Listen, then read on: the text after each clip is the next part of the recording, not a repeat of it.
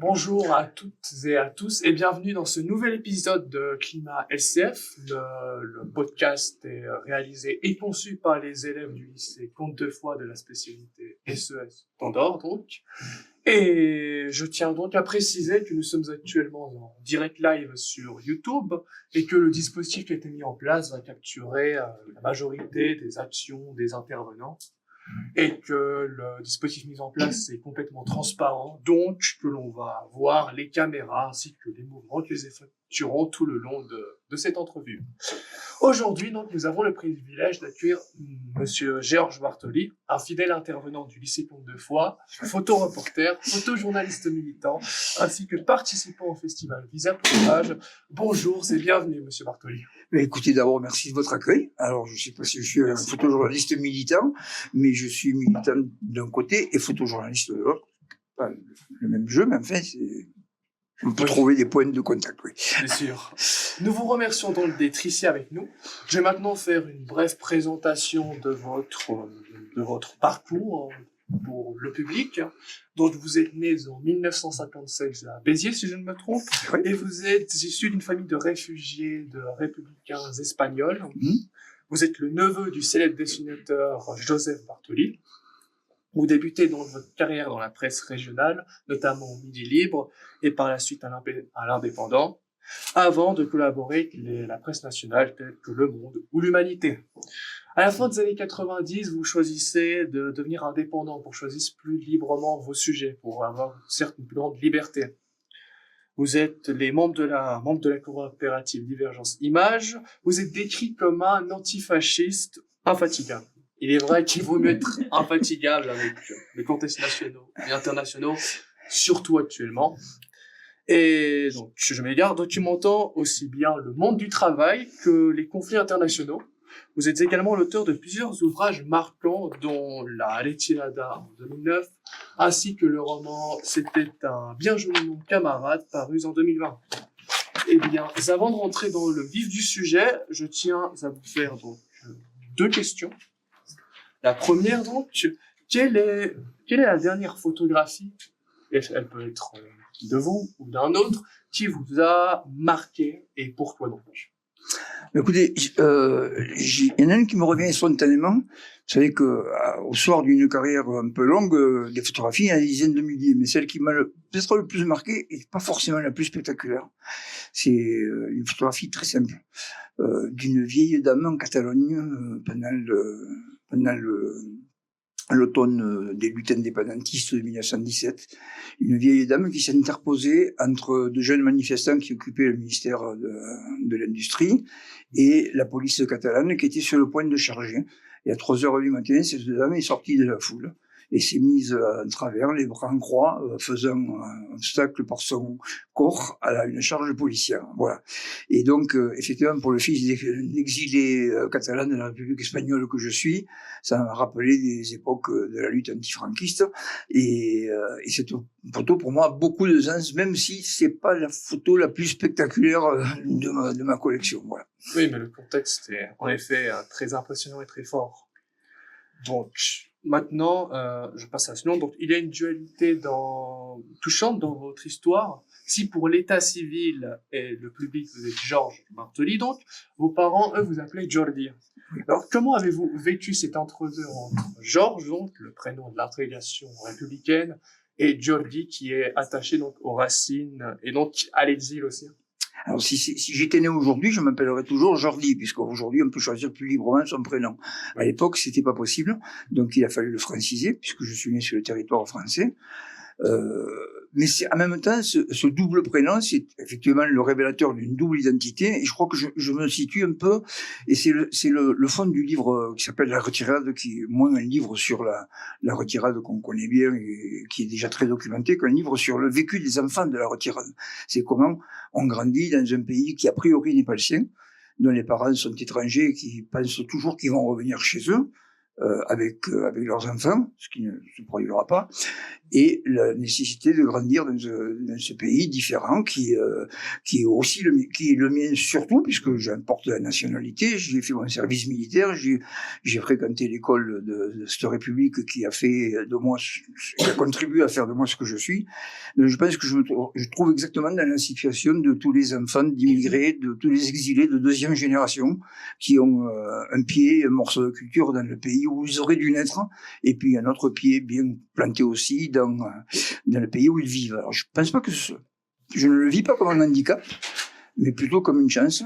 Le bilinguisme, la double nationalité, la double culture, même si officiellement je n'ai qu'une nationalité, c'est la nationalité française. C'est vrai que ça va être assez spécial à certains moments. Donc, je vous remercie pour ces réponses. Je vous en prie. Maintenant, nous allons aborder le cœur de notre sujet d'aujourd'hui. Donc, nous avons choisi de diviser cette discussion en 4 axes. Donc, le premier porte sur l'héritage et l'engagement, donc qui porte sur le fait de devenir photoreporter. Puis le second traitera donc d'écrire le réel, donc c'est tout ce qui concerne la photographie comme langage, en faire un langage. Donc ces deux premiers axes, je les animerai moi-même. Le troisième se concentrera sur photographier pour témoigner, donc c'est en lien avec la mémoire historique et ainsi que les luttes sociales. Puis le quatrième et le dernier, donc on se donnera du mondial au local, cela concerne les territoires, la ruralité, ainsi que la mondialisation. Ces troisième et quatrième axes seront animés par ma chère camarade Chloé, qui du coup me secondera par la suite. Et ben voilà. Donc, commençons par héritage et engagement, ce qui nous amène à parler de votre parcours professionnel. Vos origines familiales, donc liées à l'exil espagnol, la figure fondatrice qu'est votre oncle Joseph. Au début, dans la photographie, votre passage par la presse régionale ainsi que nationale, ainsi que la construction progressive de votre engagement antifasciste ainsi que militant. L'objectif pour nous est donc de comprendre ce qui forge votre regard, comme votre histoire intime nourrit vos choix de sujet donc, et comment se construit l'homme derrière l'objectif. Et donc, pour explorer cette première question, cette première séquence, je vais donc commencer en passant la parole à Vivienne, notre première journaliste. Merci. Bonjour Vivienne. Bonjour Monsieur Bartoli. Et vous dites que les dessins de votre oncle ont formé votre conscience politique. Donc Joseph dessinait dans le sable, il cachait ses carnets pour survivre psychiquement et documenter l'horreur des camps français. Et donc concrètement, comment ces dessins qui sont d'une violence et d'une crudité terrible ont-ils impacté votre propre vocation? Et est-ce qu'on devient photographe pour continuer le trait de crayon de l'oncle, mais avec un appareil photo? Alors, je commence par la fin. Peut-être pas si directement. Parce que les dessins, quand je les ai connus pour la première fois, j'étais enfant. Ce livre est sorti en 1944 quand même. Moi, je suis né en 1957, donc le livre avait déjà de longues années d'existence quand je suis né. Mais mes parents l'avaient à la maison, forcément. Et à la maison, on avait des livres, on les ouvrait tous, il n'y avait pas d'interdit, y compris sur ceux-là qui étaient difficiles à lire. Donc je pense que ces dessins, ils ont forgé pour moi une narration que mes parents étaient incapables de faire. Mon père, qui avait été dans les mêmes camps de concentration, jamais en même temps que mon oncle, mais dans les mêmes camps de concentration, était incapable d'en parler dans le détail. Il en parlait dans une très grande ligne, mais très vague. Donc j'ai su très tôt, par rapport à d'autres familles, que la France avait été le pays qui avait inventé ce joli mot de camp de concentration. Je précise de suite que camp de concentration et camp d'extermination, ce n'est pas la même chose, et que ce n'était pas des camps d'extermination. Ça, il faut être clair et net dès le début, même si on y mourait beaucoup, pour d'autres raisons, mais ce n'est pas des camps d'extermination. Donc effectivement, j'ai eu ce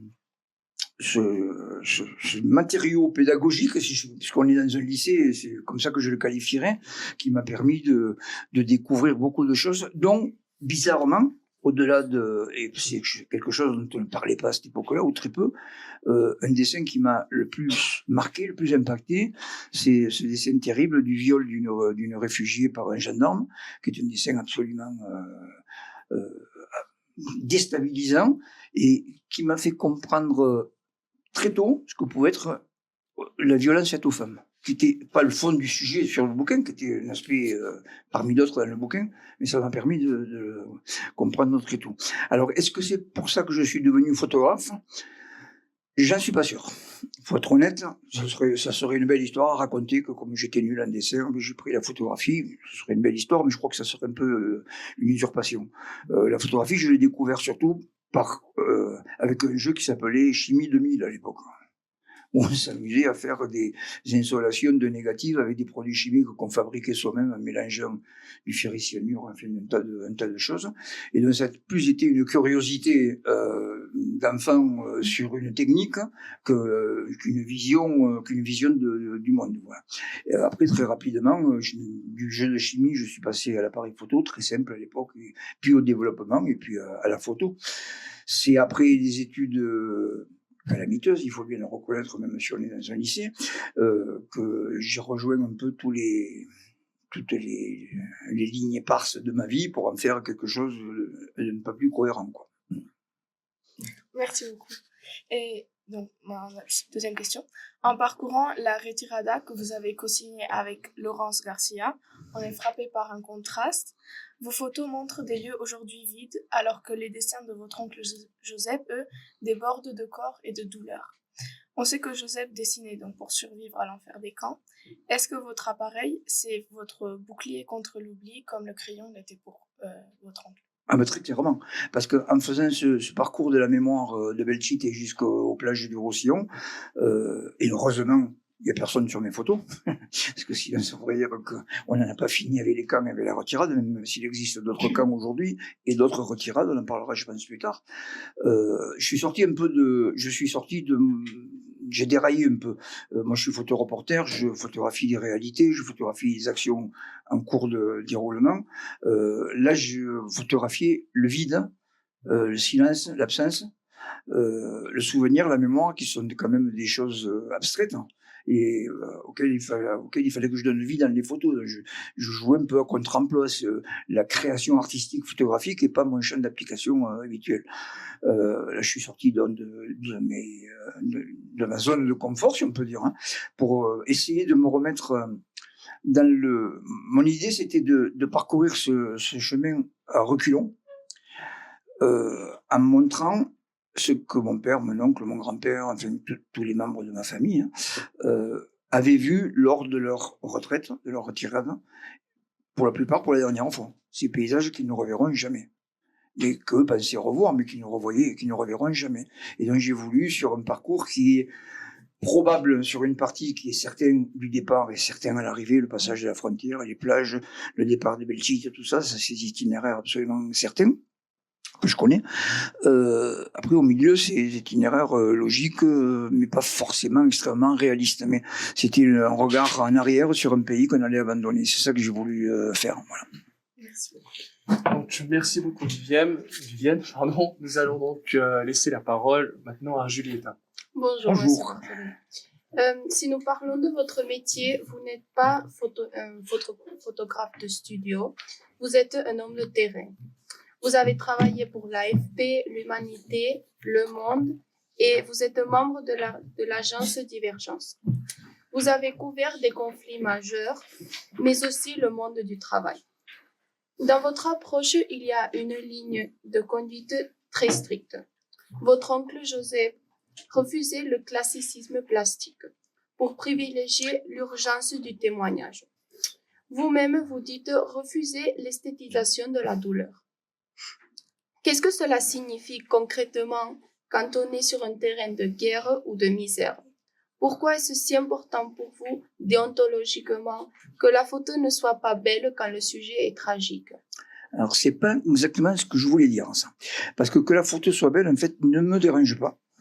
Parce que la beauté ou l'équilibre artistique d'une image, qui est souvent le fruit d'un hasard, hein, est souvent le fruit de ce que les gens qu'on photographie sont en train de faire eux-mêmes.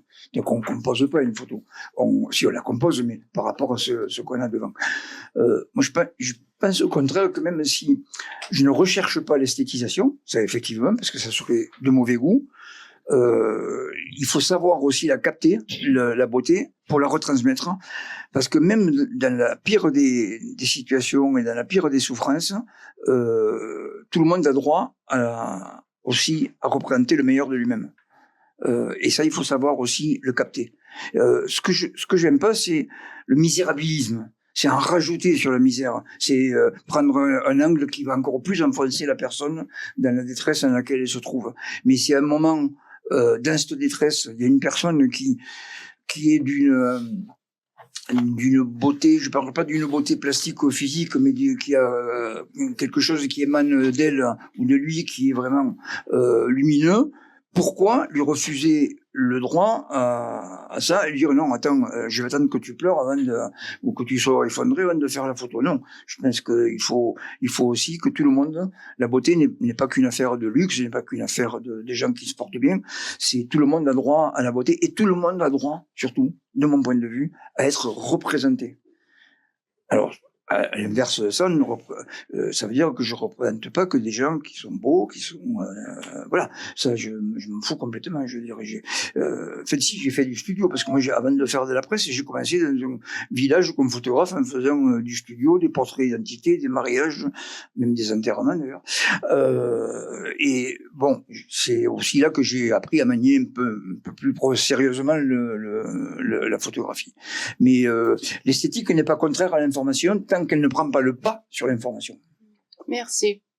Votre carrière est aussi marquée par un grand écart géographique. Vous avez photographié les lanceurs de pierres en Palestine.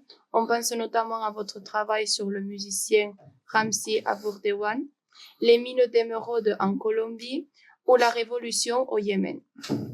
Mais aujourd'hui, avec votre série Gendaki, Gens d'ici, vous photographiez la sécheresse dans les Pyrénées-Orientales, ou les éleveurs de bovins face à la maladie. On a l'impression que pour vous, la lutte est la même, qu'elle se passe à Bogota ou à Matemal. Peut-on dire cela? Et quelle est votre lutte dans ce cas? Quel est le lien avec votre histoire familiale? Histoire familiale, je sais pas trop. Il faudrait les chercher. Il doit y en avoir, mais il faudrait les chercher. Ça relève des disciplines médicales qui sont pas les miennes. Techniquement, je suis à la retraite. Voilà. J'étais malade, je m'en suis sorti. Bon, donc aujourd'hui, comme dit l'autre, je fais du rap. Donc, j'en profite. Je pense qu'il n'y a pas de dichotomie entre le grand reportage à l'étranger, le reportage de guerre, où on risque sa vie, qui est un peu mythifié, à tort, souvent à raison quelquefois, mais plus souvent à tort qu'à raison. Il n'y a pas de différence profonde avec le reportage qu'on fait au coin de sa rue. Moi, j'habite pas dans une rue, j'habite dans une forêt. Donc, mon premier voisin, c'est des cerfs. Et comme je vois que tu as regardé mes réseaux sociaux, tu vois que je t'entends, je mets des photos de cerfs aussi sur mes réseaux sociaux. C'est pareil. C'est pareil. Je vis dans un petit village, même à l'extérieur d'un petit village, maintenant, de 265 habitants. Et ben, ici, il passe plein de choses. Il y a des gens qui font de la charcuterie, il y a des gens qui déneigent, il y a des écoles, et ces gens-là vivent là-bas, font vivre le village, et méritent aussi, de mon point de vue, qu'on les voit, qu'ils aient une visibilité, que ce soit pas des ombres, au même titre que les présidents qui dirigent le monde, au même titre que les militaires qui font des guerres, au même titre que tout ça. Je crois que pour moi, c'est aussi important. L'engagement est le même. Bon, c'est juste un peu plus confortable. Je voyage pas. Je fais ça autour de chez moi, tranquille. Je me mets pas la pression. Je risque pas trop une balle perdue. C'est pas mal. Mais je continue à faire le même métier en étant à la retraite. En plus, en ayant cette formidable liberté qui me vient du fait de pas être obligé de travailler pour vivre, quoi. Là, je travaille pour m'amuser, quoi. Ça, c'est formidable, quand même. Merci. Merci à toi. Donc, merci beaucoup, Julieta. Et maintenant, nous allons donc passer au second thème qui traite donc d'écrire le réel, donc de faire de la photographie un langage. Donc, ce volet est centré sur la démarche photographique ainsi que narrative, et qui explore donc la notion d'écriture photographique, comment une image peut raconter, témoigner, émouvoir ou encore dénoncer, que ce soit sans mots ou en dialogue avec le texte.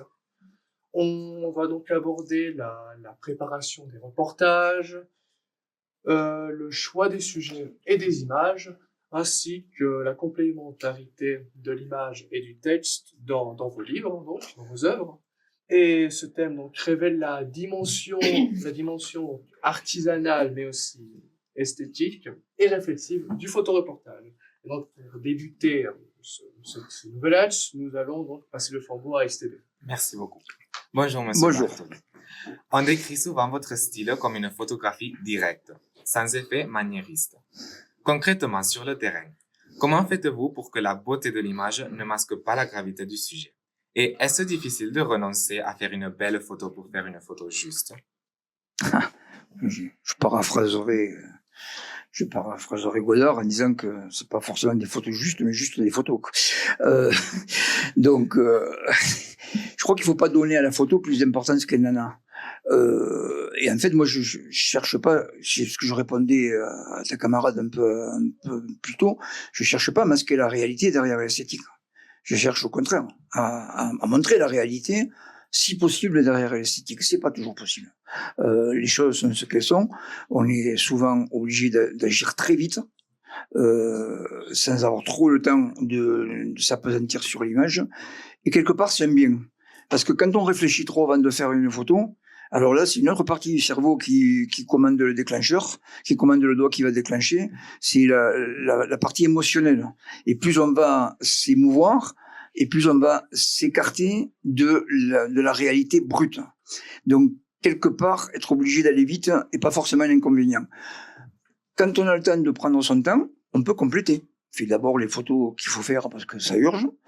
Et puis après, si on a le temps, et si on peut le prendre, on essaie d'étoffer le sujet, pour dire élégamment de mettre un peu de viande sur l'os, pour aller chercher d'autres aspects parallèles, corollaires, qui vont renforcer ce que tu appelles l'écriture, à juste titre d'ailleurs, l'écriture photographique et la narration du sujet. Mais c'est la différence entre alors qui est de moins en moins réelle, parce que tout ça, il faudrait de longues heures pour parler sur l'évolution des agences et l'évolution du monde du marché de la photo, parce que c'est un marché.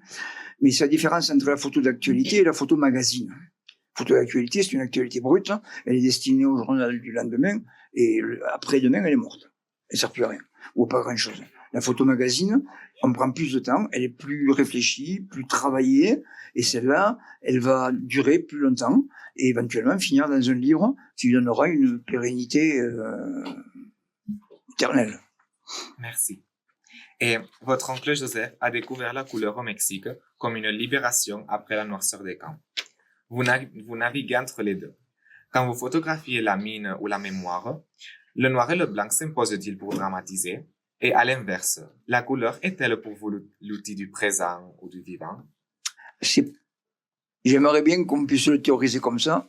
En fait, c'est beaucoup plus pragmatique que ça. D'abord, jusqu'aux années 90, je ne photographiais pratiquement qu'en noir et blanc, parce que les journaux n'avaient pas de couleur, et donc ça servait à rien de faire de la couleur, ça coûtait très cher, et c'était pas toujours utile. Donc l'essentiel de la production, pas que de moi, de tous les photojournalistes à l'époque, était en noir et blanc. Ça déjà, c'est une chose. Après, le choix du noir et blanc aujourd'hui, c'est un choix esthétique, effectivement, puisque avec le numérique, on part de la couleur et on arrive là où on veut. Des fois, on choisit le noir et blanc, effectivement, par esthétique, par esthétisme même, ça il faut l'assumer, parce que, par exemple, la mine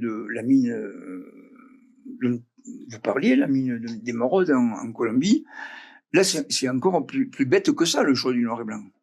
C'est que c'était fait au départ en négatif couleur, c'est pas encore du numérique, hein, c'est du négatif couleur, et l'agence pour laquelle je travaillais à l'époque a perdu les négatifs. Donc, je n'avais comme seule trace de mon travail que des tirages photos couleurs. C'était quand même pas l'idéal en termes de balance des couleurs. Et donc, le plus simple pour moi, c'était de les reproduire en noir et blanc, parce que comme ça, je n'avais pas de problème avec les défauts d'équilibrage des choses. Et des fois, c'est simplement regarde, ici on est il y a de la lumière du jour, des néons, si on fait une photo, on va voir, camarades caméramens le savent bien, on va avoir des balances de couleurs qui sont des fois impossibles à gérer. Ben, des fois on passe un tout en noir et blanc, on s'évite le problème. Faut que le sujet s'y prête. Le sujet s'y prête si c'est de l'humain, pris de près, s'il y a des actions fortes. Ça peut pas s'appliquer à tout. Et c'est un choix esthétique aujourd'hui parmi d'autres. Il y a des gens qui les font, qui font du Photoshop, qui font des effets dessus à l'ancienne, de patine ancienne, des choses comme ça. Moi, je me l'interdis. Seule chose que je fais, c'est couleur ou noir et blanc. Voilà. Merci beaucoup. Je t'en prie. Bonjour. Bonjour. Donc, un reportage, ça ne se fait pas au hasard. Comment vous préparez vos sujets et est-ce que vous avez déjà des images en tête avant d'arriver sur le lieu ou est-ce que vous vous laissez surprendre parfois par le moment? De toute façon, on sera toujours surpris. Ouais. Même si on avait des images en tête avant d'arriver, ça ne sera jamais les mêmes parce qu'effectivement, en reportage, on ne sait jamais ce qu'on va trouver. Quoi. Ça, c'est clair. On a une idée, mais oui, on arrive avec des idées préconçues. Et puis souvent on tombe de l'armoire, c'est pas du tout ce qu'on avait prévu. Souvent on a été mal informé ou pas informé du tout. Souvent on va sur un reportage et en fait on découvre que c'est pas celui-là qui est intéressant. Je vais vous donner un exemple.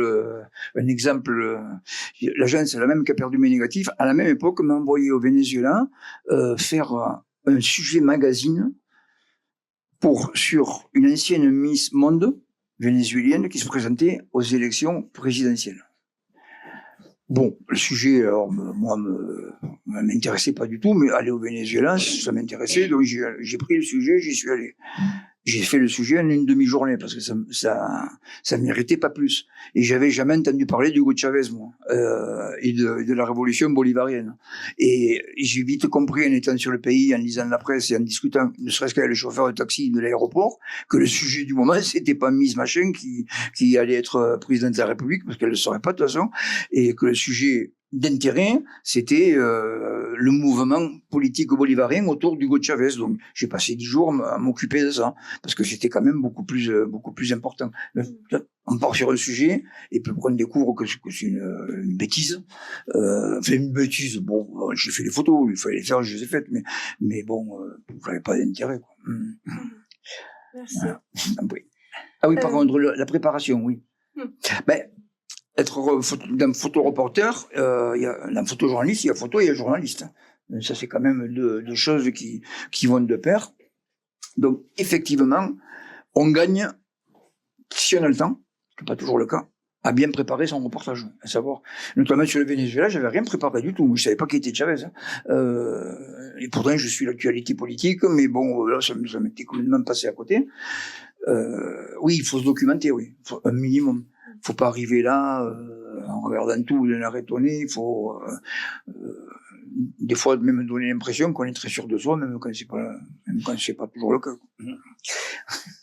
Merci.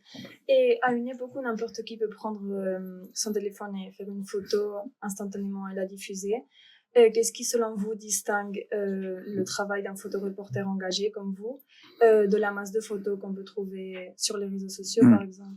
Alors, c'est vrai qu'avec les téléphones portables, on a une masse de photos, mais masse, ça ne veut pas dire qualité. Ouais. Il y a 98% de photos à jeter, si aucun professionnel ne garderait.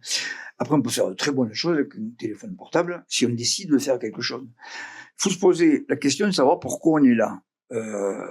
Moi, quand je pars en vacances et que je fais des photos de ma famille, c'est des photos très banales, voire mauvaises. Parce que je suis en vacances, je suis pas en reportage.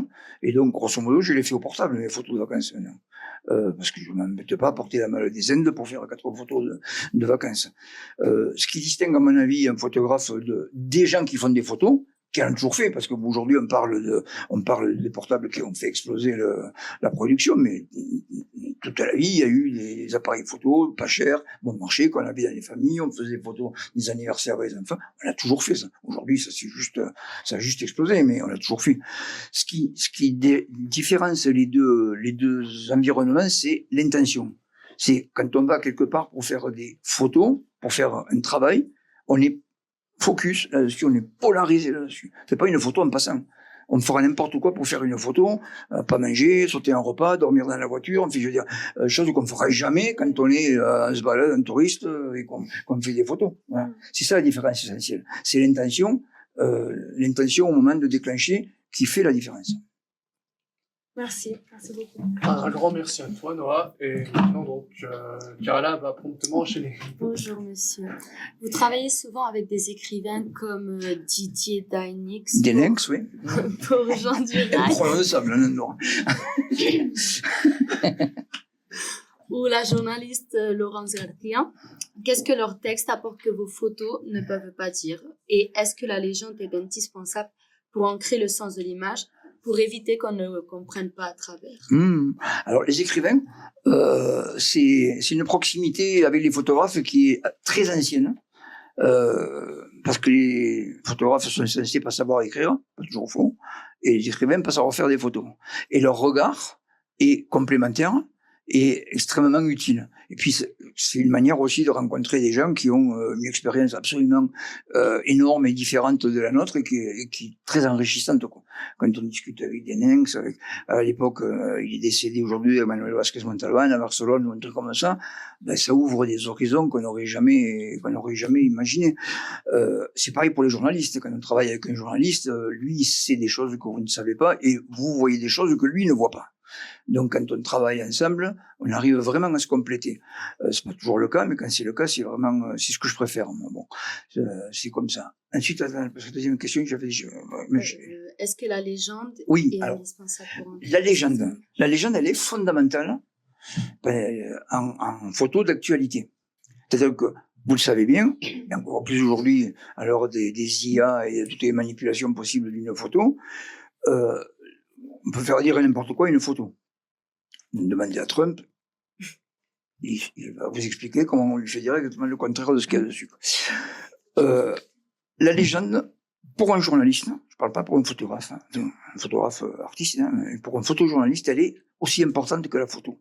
Parce que la légende, il l'assume. Il la signe de ses initiales, et donc il l'écrit. Il la rédige et il dit si machin il tape sur la tête de l'autre pendant une manifestation du G7 à Davos, ce qu'on veut, et il signe le nom du photographe et il signe avec ses initiales. Ça veut dire que si un journal dit que c'est l'autre qui tape sur la tête de truc, c'est le journal qui est en faute, quoi, parce qu'il n'a pas respecté la légende. Et le photographe, lui, il doit toujours pouvoir prouver que ce qu'il a écrit, c'est ce qu'il a vu. Il engage son honorabilité, il engage son honneur, sa carte de presse, il engage sa déontologie sur cette seule légende. Donc elle est indispensable. Elle est inséparable de la photo. Sinon, c'est la porte ouverte à toutes les manipulations. Merci. Et pour approfondir cette question, en 2020, vous avez publié un roman qui s'appelle « C'était un joli nom, camarade », un polar politique. Vous avez dit que la photographie ne vous a pas permis de tout dire. Qu'est-ce qui vous manquait dans le langage de l'image pour que vous ressentiez le besoin de passer à l'écriture romanesque? Je vais vous choquer, mais ça fait rien. Vous pouvez assumer. L'odeur de pisse dans un commissariat. Comment vous le faites en photo, ça? Pour montrer la déchéance de certaines ambiances, la brutalité. J'ai pas trouvé la solution pour le faire en photo. Et pourtant, je l'ai vécu. Pas quand j'étais en garde à vue, mais je l'ai vécu dans mon travail de journaliste, en suivant des opérations de police et des choses comme ça.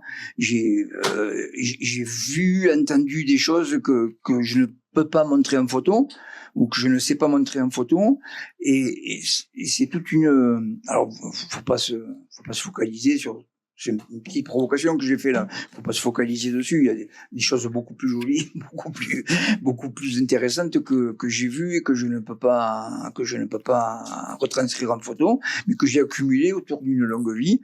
Et c'est vrai que aujourd'hui, qu'il n'y a pas d'enjeu, parce que je compte pas devenir un écrivain et avoir le concours. Je commence un peu tard pour ça. Aujourd'hui, j'ai envie effectivement d'écrire des choses, de recycler en fait, pour dire les choses encore brutalement, de recycler tout un tas d'informations et de sensations que j'ai eu à avoir pour les partager. Encore une fois, pour les partager. Merci. Merci beaucoup, Carla. Et donc, Biel va poursuivre. Bonjour, monsieur. Bonjour. Bon, j'ai une photo plus récente de votre série sur la crise agricole. Ouais. Non, et si on voit un éleveur auprès de ses vaches, si, contrairement aux images des manifestations qui sont plus bruyantes, vous choisissez le silence et presque l'intimité. Donc, pourquoi ce choix esthétique du portrait psychologique? Et est-ce que c'est pour nous faire comprendre que l'actrice n'est pas seulement économique, mais qu'elle touche à l'identité même de ses hommes? Qu'est-ce que je peux rajouter de plus? Juste une précision, c'est que j'ai fait les deux. J'ai fait des manifestations avec les gendarmes devant, et donc bruyantes, comme tu dis, avec un peu d'agitation, on dira ça comme ça. J'ai fait des photos de la préparation d'un abattage de masse. On m'a pas laissé aller plus loin. C'est déjà pas mal parce que j'ai obtenu ce que beaucoup de gens n'ont pas réussi à obtenir, c'est m'approcher du lieu et des bêtes qu'on allait abattre. Et après, j'ai voulu aussi faire un contre-champ avec ça, avec des éleveurs de Verchemont que je connais bien. Hein. C'est vraiment du reportage de proximité qui, eux, ont passé un mois avec des vaches vaccinées, pas en priant Dieu parce qu'ils sont pas chrétiens. Sont pas croyants, mais en espérant que leur troupeau allait pas être touché.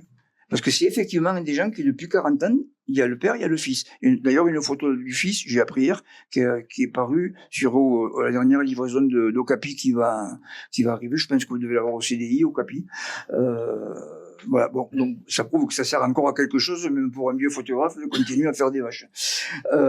J'ai voulu aussi montrer que des gens avaient un rapport avec leurs troupeaux. Alors eux sont exceptionnels sur la question du rapport à leurs animaux, la proximité qu'ils ont.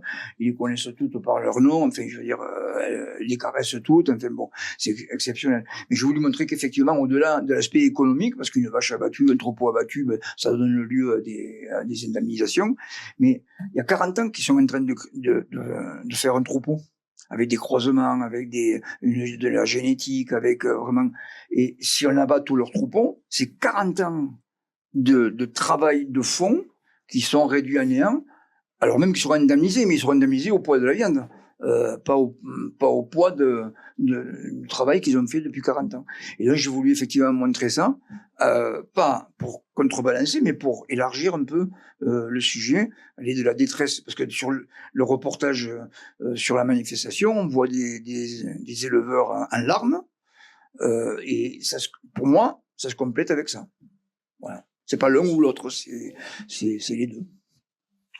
Bon, et ici j'ai une dernière photographie. Al-Khalmanjati. Bon, ici on voit un homme âgé au premier plan, de profil.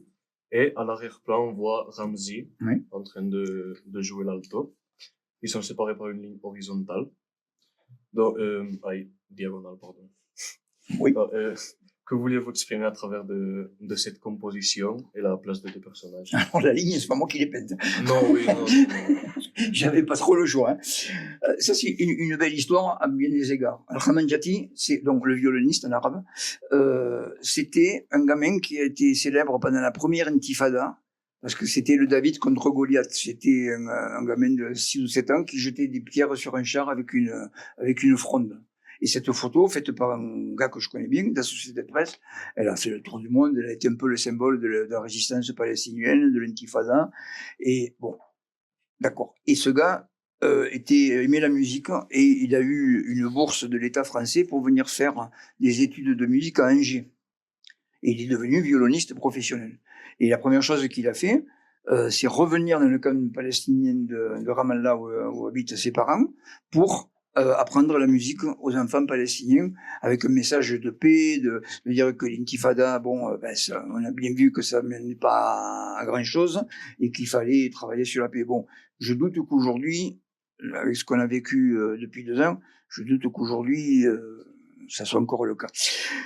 Et là, il joue un morceau pour son grand-père, à ma demande, hein, il passe pas la vie à jouer pour son grand-père. Hein. À ma demande, j'ai simplement c'est cet échange de regard, de fierté qu'on voit dans le regard des deux qui m'a, plus que la ligne diagonale qui était là parce qu'elle était là.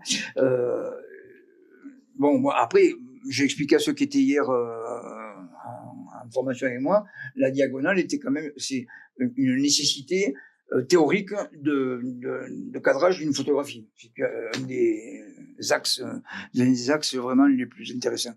Et ce qui est drôle, c'est une petite anecdote, je la fais courte parce que sinon je vais me faire engueuler par le patron. Alejandro Manzotti, qui parle évidemment le français très correctement, il me dit « Ah, tu es de Perpignan ?» Je dis « Oui. » Il me dit « Tu connais pas Sophie Lozano ?» Il connaissait une nana à Angers, qui est la fille d'une amie à moi à Perpignan. Bon, c'est ce qu'il y a d'extraordinaire quand on voyage. Ça m'est arrivé plusieurs fois, ce genre d'anecdote, de trouver des gens qui sont à votre voisin de palier ou presque, quoi, ou qui le connaissent et tout. Et ça, c'est encore, ça rend les choses ça rend le monde plus petit et ça nous rend plus proches des gens qu'on photographie, quoi. Merci beaucoup. Je t'en prie. Donc, merci beaucoup, Vielle. Donc, nous arrivons au terme des 2 premiers axes. Et donc, Chloé, donc, ma camarade, va me seconder autant qu'animatrice pour les axes. Elle a 3. abandonné sa caméra. Elle a donné pour ces axes 3 et 4. Donc. Merci. Bonjour, Monsieur Bartoli. Bonjour. Nous abordons maintenant notre 3e axe, donc photographier pour témoigner, mémoire historique et lutte sociale. Donc ce thème met en lumière la photographie comme acte d'engagement. Il rassemble vos travaux sur la mémoire de guerre d'Espagne et de la retirada, mais aussi vos reportages sur les conflits contemporains, les injustices sociales et les mouvements de résistance comme en Palestine, Amérique latine et le monde du travail. Il permet d'interroger le rôle du photographe comme témoin de l'histoire, passeur de mémoire et acteur du débat public. Il s'agit de savoir si photographier est déjà prendre position et comprendre comment une photographie peut devenir une arme de mémoire offensive. Donc je vais passer la parole à Joanne. Merci. Bonjour, Monsieur Bartoli. Bonjour, Joanne. On apprend souvent à l'école que le journalisme doit être neutre. Pourtant, vous semblez revendiquer une subjectivité assumée. Quand vous cadrez une injustice sociale ou une mobilisation, le simple fait de choisir ce que vous montrez et ce que vous montrez pas, est-ce que c'est déjà une prise de position? Est-ce que vous êtes un témoin impartial, comme vous le dites, mais jamais neutre? Je ne sais pas qui a inventé cette énormité de dire que le journalisme est neutre. C'est comme les gens qui disent qu'ils font pas de politique, mais quand même, ils votent d'un côté, de l'autre, au milieu, ils votent pas. En faisant ça, ils font de la politique. En achetant des pâtes bio ou des pâtes industrielles, ils font de la politique. Et un journaliste neutre, je sais pas ce que c'est, moi. Par contre, je connais plein de journalistes qui ont l'honnêteté d'aller chercher les éléments contraires dans les 2 camps pour les présenter sans les arbitrer forcément. Sans dire c'est lui qui a raison, c'est l'autre qui a tort. C'est pas son rôle. Mais son rôle, c'est de dire lui dit ça et l'autre il dit ça. Démerdez-vous avec. À vous de vous choisir votre camp parmi les 2 discours, mais c'est pas au journaliste de le faire. Le journaliste, il va chercher l'information. Il la transforme pas en argument politique. Sinon, il est plus journaliste, il est militant. C'est pour ça que tout à l'heure, j'ai tiqué quand il parlait journaliste militant, parce que moi, j'ai travaillé pour le Figaro, avec lequel je n'ai absolument aucune affinité politique. C'est pas un problème. C'est absolument pas un problème. Je suis parfaitement capable de ça. J'ai mes limites. Vous comprendrez lesquelles, c'est pas peine que j'y revienne dessus, parce que c'est des limites éthiques, de mon point de vue, pas politique en fait, éthique. Donc il y a des journaux pour lesquels je ne travaillerai jamais, et je n'ai jamais travaillé, et bon, il est peu probable, le pédigré que j'ai qu'on me demande de le faire, mais c'est pas de l'objectivité, c'est effectivement, je préfère la subjectivité assumée, voilà. Mais ça m'en pas. J'habite à Perpignan, dans le maire élu est un membre du Rassemblement national, Louis Alliot. C'est le contraire absolu de mes choix personnels. Quand je vais le photographier pour Le Monde, je sais pas Georges Bartoli avec fils de républicain espagnol, avec sa conscience politique, avec ci, avec ça, qui le photographie. C'est le journaliste envoyé par Le Monde. Et donc je suis pas là pour le déglinguer. Je suis là pour le représenter. Si je peux les mettre en croche-patte, je le fais, mais je règle pas mes comptes politiques dans le travail. Ça, c'est pas possible. Ça, c'est pas acceptable. Et je le fais pas. Après, me demandez pas de l'idéaliser, d'en faire une égérie, non, ça non plus. Mais je vais pas le ridiculiser sur une photo ou des choses comme ça. Vous pouvez rechercher les photos que j'ai fait de lui pour Le Monde ou pour Libé, parce que j'ai travaillé alternativement pour les 2 là sur le même sujet. Bon, je l'ai jamais défoncé. Voilà. Facile de défoncer quelqu'un quand on a un appareil photo. Pas compliqué, hein. Mais je me l'interdis, je suis pas là pour ça. Après, la politique, si j'en fais pas au sens où on l'entend, je suis pas militant, je suis pas encarté, je suis pas dans tout ça. Mais si je dois m'exprimer sur les sujets politiques, je le fais en dehors et à mon nom personnel, mais pas au nom des journaux pour lesquels je travaille. Merci. Photographier la misère ou la violence, ça pose un défi moral. Vous refusez le sensationnalisme et la vision larmoyante. Concrètement, sur le terrain, face à des victimes en Palestine ou des mineurs en Colombie, où placez-vous la ligne rouge pour ne pas tomber dans le voyeurisme? La dignité. La dignité. Je suis le fils de gens à qui on a enlevé leur dignité quand ils étaient dans les camps de concentration. On le voit très bien dans le film Joseph, hein, qui est toujours disponible. C'est une représentation assez proche de la réalité. Et s'il y a quelque chose qui m'importe, hein, et que je veux toujours sauvegarder, c'est la dignité, la mienne déjà, hein, et celle des gens que je photographie. Ça, pour moi, c'est la ligne rouge. Après, photographier quelqu'un en train de souffrir ou blessé ou à moitié mort, c'est informer, c'est pas lui enlever sa dignité, au contraire, c'est de permettre à des gens qui n'iront jamais sur le terrain, parce que c'est pas heureusement qu'ils y vont pas d'ailleurs, c'est d'être les yeux des gens, d'être un peu de nourrir les consciences des gens sur ce qui se passe à tel ou tel endroit, et donc ça peut aller très loin. Je suis pas de ceux qui disent il y a des choses qu'il faut pas photographier. Moi, je suis de ceux qui disent il faut tout photographier, et après il faut réfléchir 5 minutes à ce qu'on diffuse. Tout n'est pas diffusable, tout n'est pas utile à diffuser. C'est des choses différentes. Mais il faut le photographier. Parce qu'on ne sait pas aujourd'hui ce qui sera nécessaire de voir dans 10 ans pour expliquer un conflit, pour expliquer une situation. Donc, il faut pas s'interdire quoi que ce soit à la prise de vue. C'est juste à l'utilisation qu'il faut être beaucoup plus disert. Voilà. Merci. Merci, Johanna. Je laisse la parole à Arnaud. Ça va vite. Bonjour, Monsieur Bartoli. Vous avez photographié la fin des mines d'or à Salsigne, dans l'Aude, et les terribles mines de l'Hérode en Colombie. Au-delà des frontières, avez-vous retrouvé la même détresse ou la même fierté chez ces hommes? Est-ce que finalement le visage de l'exploitation est le même partout, que l'on soit dans la montagne noire ou dans la cordillère des Andes? Vraie question, ça. Alors, la mine était un endroit mythique, mystique, hein, pour les gens qui y travaillent, pour les gens qui vivent autour. Particulièrement mystique en Amérique latine, plus qu'en Europe, mais c'est un endroit mythique pour tout le monde. Et effectivement, les mineurs de tous les pays ont beaucoup à voir entre eux. Voilà. Il y a une vraie solidarité parce que, effectivement, ils prennent les mêmes risques, les éboulements, les gaz quand il y en a, la dureté du travail.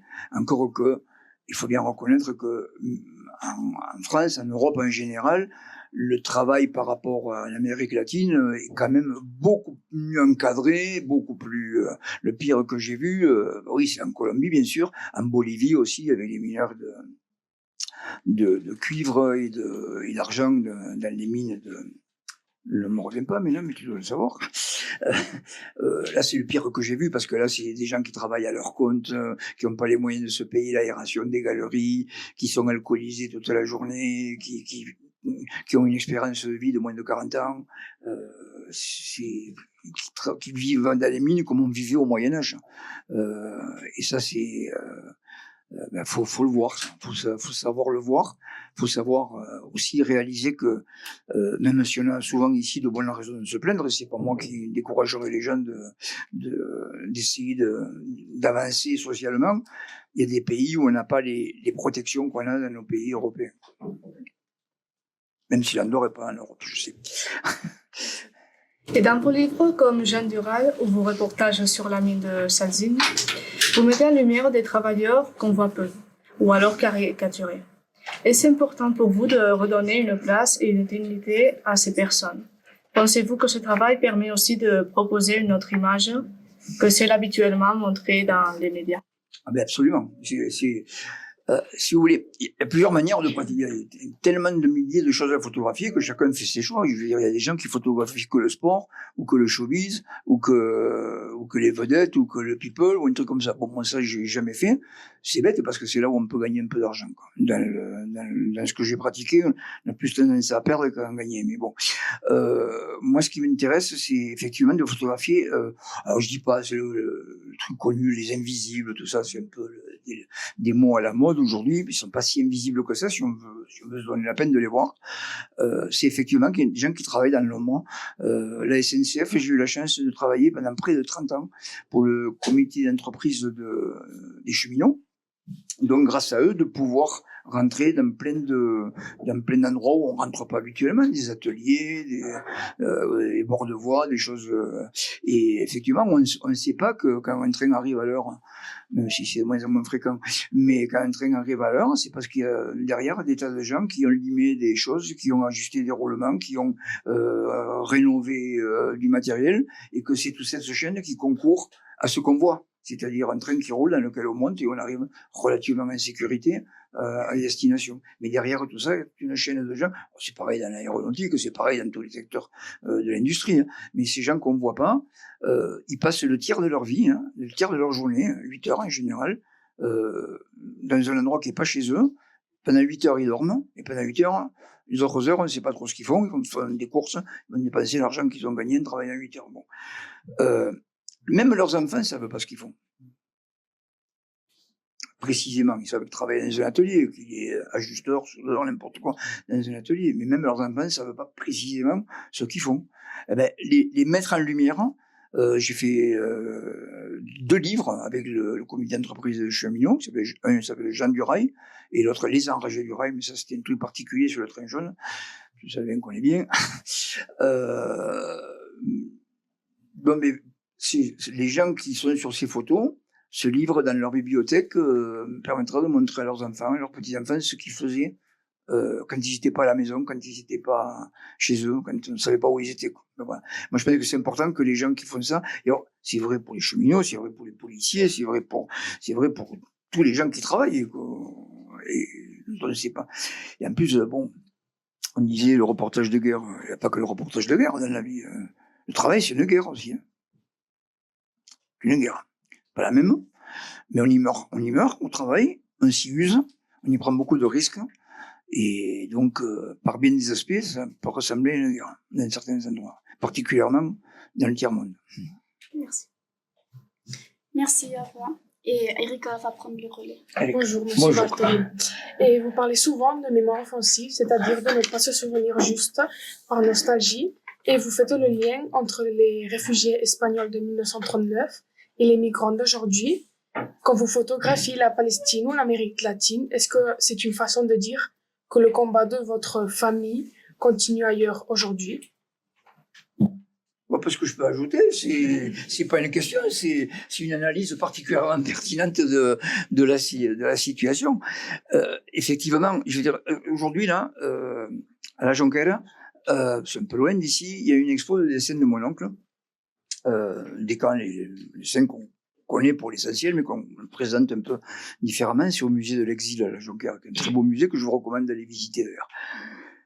Chaque dessin de cette expo, en le regardant tranquillement, c'est des dessins qui ont presque 90 ans quand même. Et chacun de ces dessins serait applicable à une réalité d'aujourd'hui. Chacun. Les bombardements, vous savez bien ce que ça nous rappelle, les camps de rétention, concentration, comme on veut, on voit bien ce que ça nous rappelle, la montée des idées d'exclusion et de racisme, et on voit ce qui se passe actuellement aux États-Unis. Dans tous ces dessins, il y a un dessin d'aujourd'hui et ils ont 90 ans. Pas un problème quand même. Ça veut dire qu'en 90 ans, on n'a pas appris grand-chose. Et quand je parle de mémoire offensive, pour moi, c'est le contraire de la mémoire d'anciens combattants qui consiste à se balader avec un drapeau et des médailles en disant on a fait ci, on a fait ça, on a été formidable et tout. Bon, c'est bien qu'ils le fassent, il n'y a pas de problème, c'est l'histoire. Hein. Mais moi, c'est pas ça ma conception de la mémoire.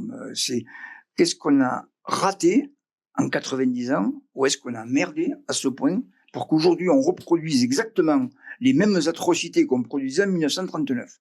Quand même, ça pose un problème. Alors évidemment, les Espagnols aujourd'hui sont dans l'Union européenne, c'est plus eux le problème. Les Espagnols, les Portugais, tout le monde très bien. Eux, ils ont la liberté de circulation. Mais en dehors des frontières de l'Europe, il n'y a pas la liberté de circulation. Il y a des milliers de gens qui meurent en Méditerranée chaque année parce qu'ils veulent quoi? C'est pas des terroristes, hein. C'est pas le truc. Il peut y en avoir au milieu, c'est vrai, mais la majorité, l'immense majorité, c'est pas des terroristes. Hein. C'est des gens qui ont faim ou qui vivent mal chez eux ou qui ont peur d'être exterminés pour leurs idées. Et ils viennent dans un continent où on leur a vendu qu'on avait la sécurité, la liberté, le travail, l'aisance et tout. À tort d'ailleurs. On leur a peut-être vendu du rêve. C'est vrai, parce que on sait que c'est pas si simple quand même. Mais eux, est-ce qu'ils ont les moyens de le savoir que c'est pas si simple? Pour eux, ils veulent juste vivre. C'est-à-dire, ils sont exactement dans la situation de mes parents, de la génération de mes parents, et certainement de beaucoup de vos grands-parents ou arrière-grands-parents, qui ont dû quitter l'Espagne parce que sinon, on leur faisait la peau, et qui sont venus se réfugier en France. Et qu'on a très mal accueilli, mais qu'on a quand même accueilli, à l'époque, malgré les insultes, malgré le racisme, malgré tout ça, et qui aujourd'hui, sont absolument dans ce pays, qui sont intégrés, qui vivent ici et qui font partie de la grande République française. Voilà. Donc, pourquoi ceux qui arrivent aujourd'hui, on va les prendre au départ, comme on a pris nos parents, pour des assassins, des terroristes, pourquoi c'est a priori, avant de mettre 40 ans à dire, bon, finalement, ils sont assez utiles, finalement, pour faire des ponts, pour construire des immeubles ou assembler des bagnoles, c'est pas mal qu'ils soient là. Parce que nous, on le ferait pas, hein. On n'a pas envie de le faire. Hein. Donc, voilà. Donc, c'est ça pour moi la mémoire offensive. C'est pouvoir dire ça, ce que je viens de dire. Hein, voilà. Simplement, et m'insurger contre cette idée même que l'étranger est a priori, forcément, obligatoirement, toujours un ennemi. D'accord, merci. Et vous témoignez depuis longtemps, quand vous voyez que des choses se répètent, comme les réfugiés d'hier et ceux d'aujourd'hui. Est-ce qu'il vous arrive parfois de vous décourager? Et est-ce que vous avez déjà eu l'impression que la photographie ne servait à rien, ou au contraire, que c'est ça qui vous donne la force de continuer? Alors, rien ne sert à rien quand c'est isolé.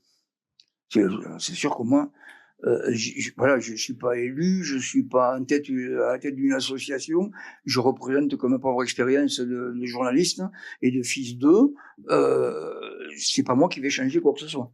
Mais moi, plus toi, plus lui, plus d'autres trucs, c'est difficile, c'est peut-être même mal barré, mais je pense il y a une blague qui dit à la fin on gagnera. Si on n'a pas gagné, c'est parce que c'est pas encore la fin. Moi, je fais ce que je peux. Je veux dire, il y a un photographe qui s'appelle Nick Hutt. On en parlait hier avec le groupe qui était au lycée Andoran. On dit de lui qu'il a fait arrêter la guerre du Vietnam. Techniquement, c'est pas vrai. Avec la petite fille qui court sous les bombes de napalm, nue sous les bombes. Techniquement, ça s'est pas arrêté ce jour-là, la photo. Mais ça a facilité, pas permis, facilité une prise de conscience qui était déjà en train de monter aux États-Unis de la réalité de la guerre du Vietnam. Au peuple américain, on faisait croire qu'on luttait contre la barbarie communiste, enfin, tout un tas de trucs. Quand le peuple américain, notamment avec cette photo, mais qu'un certain nombre d'autres, a pu comprendre que la barbarie, finalement, elle était de leur côté et que c'est eux qui l'appliquaient au Vietnam, ça a quand même beaucoup changé la donne. Et c'est ce qui a fait basculer l'opinion américaine vers une solution négociée de paix au Vietnam. Donc, une photo change pas le monde, mais beaucoup de photos et beaucoup de gens qui les voient et qui s'en servent comme d'un outil, peuvent peut-être des fois arrêter les massacres. C'est la raison pour laquelle l'État d'Israël n'a laissé aucun journaliste pénétrer dans la bande de Gaza pendant 2 ans. Aucun. Et ceux qui y étaient, parce qu'ils étaient palestiniens et qui y vivaient, la plupart sont morts. Parce qu'ils ont été visés directement avec des missiles, les coordonnées de leur GPS de leur immeuble, et leurs familles ont été exterminées à coups de missiles. On tue des journalistes avec des missiles. C'est pas un sniper, ça pourrait aussi, hein, mais pour être sûr qu'on va bien taper, on envoie un missile ou un drone, enfin, une arme lourde. On utilise des armes lourdes pour liquider les journalistes, parce qu'effectivement, quand les quelques images qu'on arrive à voir de Gaza, ça plaide pas en faveur de la paix avec l'État d'Israël, c'est une évidence. Donc, qui on supprime, si on ne peut pas supprimer les images, on supprime les journalistes. D'accord, merci beaucoup. Merci Erika. Maintenant, la parole à Marie. Bonjour. Bonjour. Donc, une fois que vous publiez une photo, elle ne vous appartient plus vraiment. Donc, est-ce que vous ne craignez pas parfois que vos photos puissent être mal interprétées ou même instrumentalisées? C'est un risque. Ça m'est pas arrivé souvent. Et ça m'est arrivé sur des trucs mineurs. Donc, une fois, je suis allé en justice contre un journal local. Un journal. Oui, j'avais statut de journal.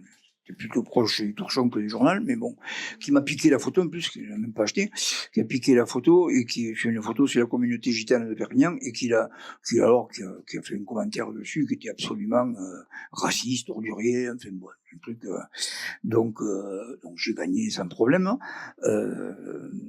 Ça peut arriver, mais comme disait tout à l'heure par rapport à la légende. Sur Divergence, et vous pouvez aller sur Divergence, je vois que vous y êtes beaucoup allé, vous verrez que à chaque photo, il y a une légende. Il n'y a pas une photo sur Divergence où il n'y a pas de légende. Donc, si on me reproche d'avoir fait une photo qui donne lieu à des interprétations, je peux opposer la légende que j'ai rédigée, et personne ne peut... C'est forcément celui qui l'a bidouillé qui est responsable, c'est pas moi. Merci. Et je serai le premier à lui taper dessus. Mais oui, parce que quand même la photo c'est la mienne. Donc, on dit souvent qu'une image vaut 1000 mots. Donc, selon vous, quel rôle peut-elle vraiment jouer aujourd'hui, notamment face aux dérives politiques et à l'oubli de l'histoire? C'est un peu la même question, ça se rapproche de la question précédente. Mais je vais répondre différemment. Aujourd'hui, le travail auquel je m'astreins, qui est un travail long et un travail un peu de comment ça s'appelle, de moine copiste, c'est d'archiver toutes mes archives, tous mes négatifs d'avant le numérique pour les transmettre aux archives départementales des Pyrénées-Orientales. Parce que quand même je suis assez âgé, donc il peut m'arriver n'importe quoi, n'importe quand, donc je voudrais pas que tout ça se perde et que ça soit, mais pour que ça soit utilisable, il faut justement que ça soit légendé, pour qu'on sache ce qu'il y a sur les négatifs, qu'il y a tout ça. Et en le faisant, je me rends compte, je m'en étais pas bien rendu compte avant, enfin si, de manière diffuse, mais là, comme je le nez dessus, que je vois tous les gens que j'ai photographiés depuis presque 50 ans, ceux qui sont morts, mes enfants qui ont grandi, enfin, des amis qui sont morts, des politiques que tout le monde a oubliés, mais qui sont quand même l'histoire de ce département. Je vois que quand on regarde mes archives de l'époque, on voit que le tissu économique du département, c'est plus du tout celui d'aujourd'hui, qu'il y avait des conserveries partout, qu'il y avait des caves coopératives, qu'il y avait plus de pêcheurs, qu'il y avait... voilà. Donc, je pense que ce document qu'on fait, parce que photographie, c'est documenté, hein, même en reportage. Le premier reportage, c'est témoigné. Quand on a utilisé la photo, mais une fois qu'elle est utilisée, qu'on a témoigné, qu'une autre la remplace parce que l'actualité était ainsi faite que ça ne dure jamais longtemps, mais ces images, elles restent quelque part, et quand elles sortent de ce quelque part, où elles sont enfermées dans des boîtes en négatif, qu'elles sont scannées, légendées, indexées, ben ça devient une mémoire collective. Et quand je ne serai plus là, ben ça voudra dire que les gens qui chercheront, je sais pas, des chercheurs, n'importe qui cherchera, des étudiants qui chercheront ce qu'était le département pendant la période où moi j'ai été actif, c'est-à-dire grosso modo les années 80 aux années 2020, un peu avant, un peu après, mais grosso modo c'est la tranche, ben, ils auront cette source de documentation qui sera, je pense, précieuse pour eux. Merci. Merci Marie. Pour clore cet entretien... Déjà, mais tout le monde n'est pas passé là. Il y en a qui ont rien dit. Non, mais c'est pas fini en fait. Ah bon? Donc, nous revenons à la maison pour notre dernier thème du mondial au local, territoire, ruralité et mondialisation. Après avoir parcouru la Palestine ou la Colombie, vous avez opéré un retour aux sources avec votre série Gendaki. Vous documentez les effets concrets de la mondialisation, transformation du monde rural, crise agricole, désertification, enjeux climatiques. Vous interrogez le lien entre le global et le quotidien, montrant comment les grandes mutations de ce monde se lient dans les paysages, les visages et les gestes ordinaires. Dans cette dernière partie, nous allons voir comment votre village est peut-être finalement le meilleur observatoire pour comprendre la mondialisation. Et pour en parler, je passe la parole à Théo. Bonjour, Monsieur Bartoli. Bonjour. Du coup, après avoir couvert des conflits armés internationaux, pourquoi ce besoin de raconter les gens d'ici? Est-ce à cause de la fatigue devant la distance ou avez-vous réalisé que les grandes mutations mondiales, le climat ou l'économie, se lisaient avec autant de violence au coin de votre rue? Pourriez-vous revendiquer une approche globale, c'est-à-dire penser global, agir local? Alors, juste une précision, j'ai pas fait le tour du monde et je suis pas revenu au pays. J'ai jamais cessé de faire des allers-retours entre le pays et puis les différents endroits. Et si vous regardez bien ma production, des guerres, j'en ai pas fait beaucoup. Il y en a qui font que ça. Et ça, j'ai pas voulu le faire pour deux raisons. D'abord, pour pas devenir fou, parce qu'on peut devenir fou, et la plupart de ceux qui font que ça finissent très mal. Et donc, je voulais quand même éviter ça. Et puis parce que j'ai des enfants et que c'était aussi leur imposer à eux, surtout quand ils étaient plus jeunes, des charges émotionnelles quand même un peu brutales. Et donc, j'ai pas fait que des guerres. Et c'est symptomatique. On va retenir que ça pratiquement. Alors que c'est ce que j'ai le moins fait de ma vie. Même si j'en ai fait, donc et que j'en ai fait parce que j'étais volontaire et ça peut paraître choquant, j'ai aimé le faire clairement. Et même pour ne rien vous cacher, j'en aurais fait un petit peu plus, ça m'aurait pas dérangé. Mais pas faire que ça, voilà. Donc j'ai toujours travaillé au coin de ma rue, systématiquement. Quand j'avais pas de travail, parce que quand on est pigiste, on n'a pas du travail tous les jours. Quand j'avais pas de travail, je prenais ma moto et j'allais faire un tour dans la campagne, dans les vignes, si c'était l'époque des vendanges, ou dans les salades, si c'était l'époque des salades, ou dans un port à Port-Vendre au retour des bateaux, et j'allais faire des photos qu'on me demandait pas, des photos de gens qui travaillent, et que j'exploitais en archive. Et c'est d'ailleurs ce qui m'a un peu aidé à vivre pendant quelques temps, parce que les commandes sont quand même plus rares que l'autoproduction dans ce métier. Donc, du coin de ma rue au coin de Bogota, il n'y a pas de différence. Hein. Enfin, il y a des différences techniques, mais c'est pareil. On retrouve les mêmes mécanismes partout. Les gens qui ont du pognon, ceux qui n'en ont pas, ceux qui exploitent les autres, ceux qui sont exploités, ceux qui ont du travail, ceux qui n'en ont pas. Tout ça, c'est la mondialisation avant la mondialisation. La mondialisation, elle a eu pour but de donner un cadre à tout ça, mais ça existait déjà avant. Donc, j'ai aussi couvert les sommets anti-mondialisation. Il y a toute une époque de ma vie où, avec la Confédération paysanne, avec Attaque, avec tout ça, j'ai suivi José Bové sur beaucoup de manifestations du Canada à l'Inde. Bon, c'était aussi une manière de voir les effets pervers de la mondialisation sur les jeunes du pays, notamment les paysans, qui sont les plus sensibles à ces. Donc je crois qu'en fait j'ai été cohérent toute ma vie quoi, sur le boulot. Déjà en ne faisant pas ce que je vous dis tout à l'heure du showbiz, du sport, j'en ai fait aussi quand je travaillais pour l'AFP. Il fallait que je me tape du sap un dimanche sur deux. Bon, je l'ai fait quoi, sans grand plaisir, mais je l'ai fait quoi. C'est pas mon truc le sport. Donc, mais il fallait le faire. Je l'ai fait. J'ai fait énormément de choses dans ma vie que j'avais pas mis de faire. Mais ce sont celles qui m'ont permis de gagner assez de sous pour pouvoir en dépenser sur des sujets comme la Colombie qui m'ont ruiné et qui m'ont pas rapporté, j'ai jamais amorti, que j'amortirai jamais, comme beaucoup de sujets que j'ai produits. C'est un équilibre, c'est un métier sans trop de règles, sans trop de logique. Voilà. Faut faire avec. Et du coup, quand vous photographiez un médecin de campagne aux Ancles, ouais. Ou un boulanger à Formiguère, avez-vous l'impression de raconter une histoire mondiale à travers une seule personne, ou cherchez-vous à montrer que la désertification médicale ou la normalisation alimentaire ne sont pas des concepts abstraits, mais des réalités qui changent nos vies intimes? C'est plutôt ça. Parce que ce cabinet médical aux Angles, où il y a 4 jeunes médecins qui sont installés, quatre femmes en plus, vraiment très chouettes et tout, c'est aussi ce qui nous permet de vivre vieux sur un territoire difficile. S'il fallait qu'on aille à Perpignan se faire soigner, ce qui était pratiquement le cas avant, la vie serait plus compliquée là-bas.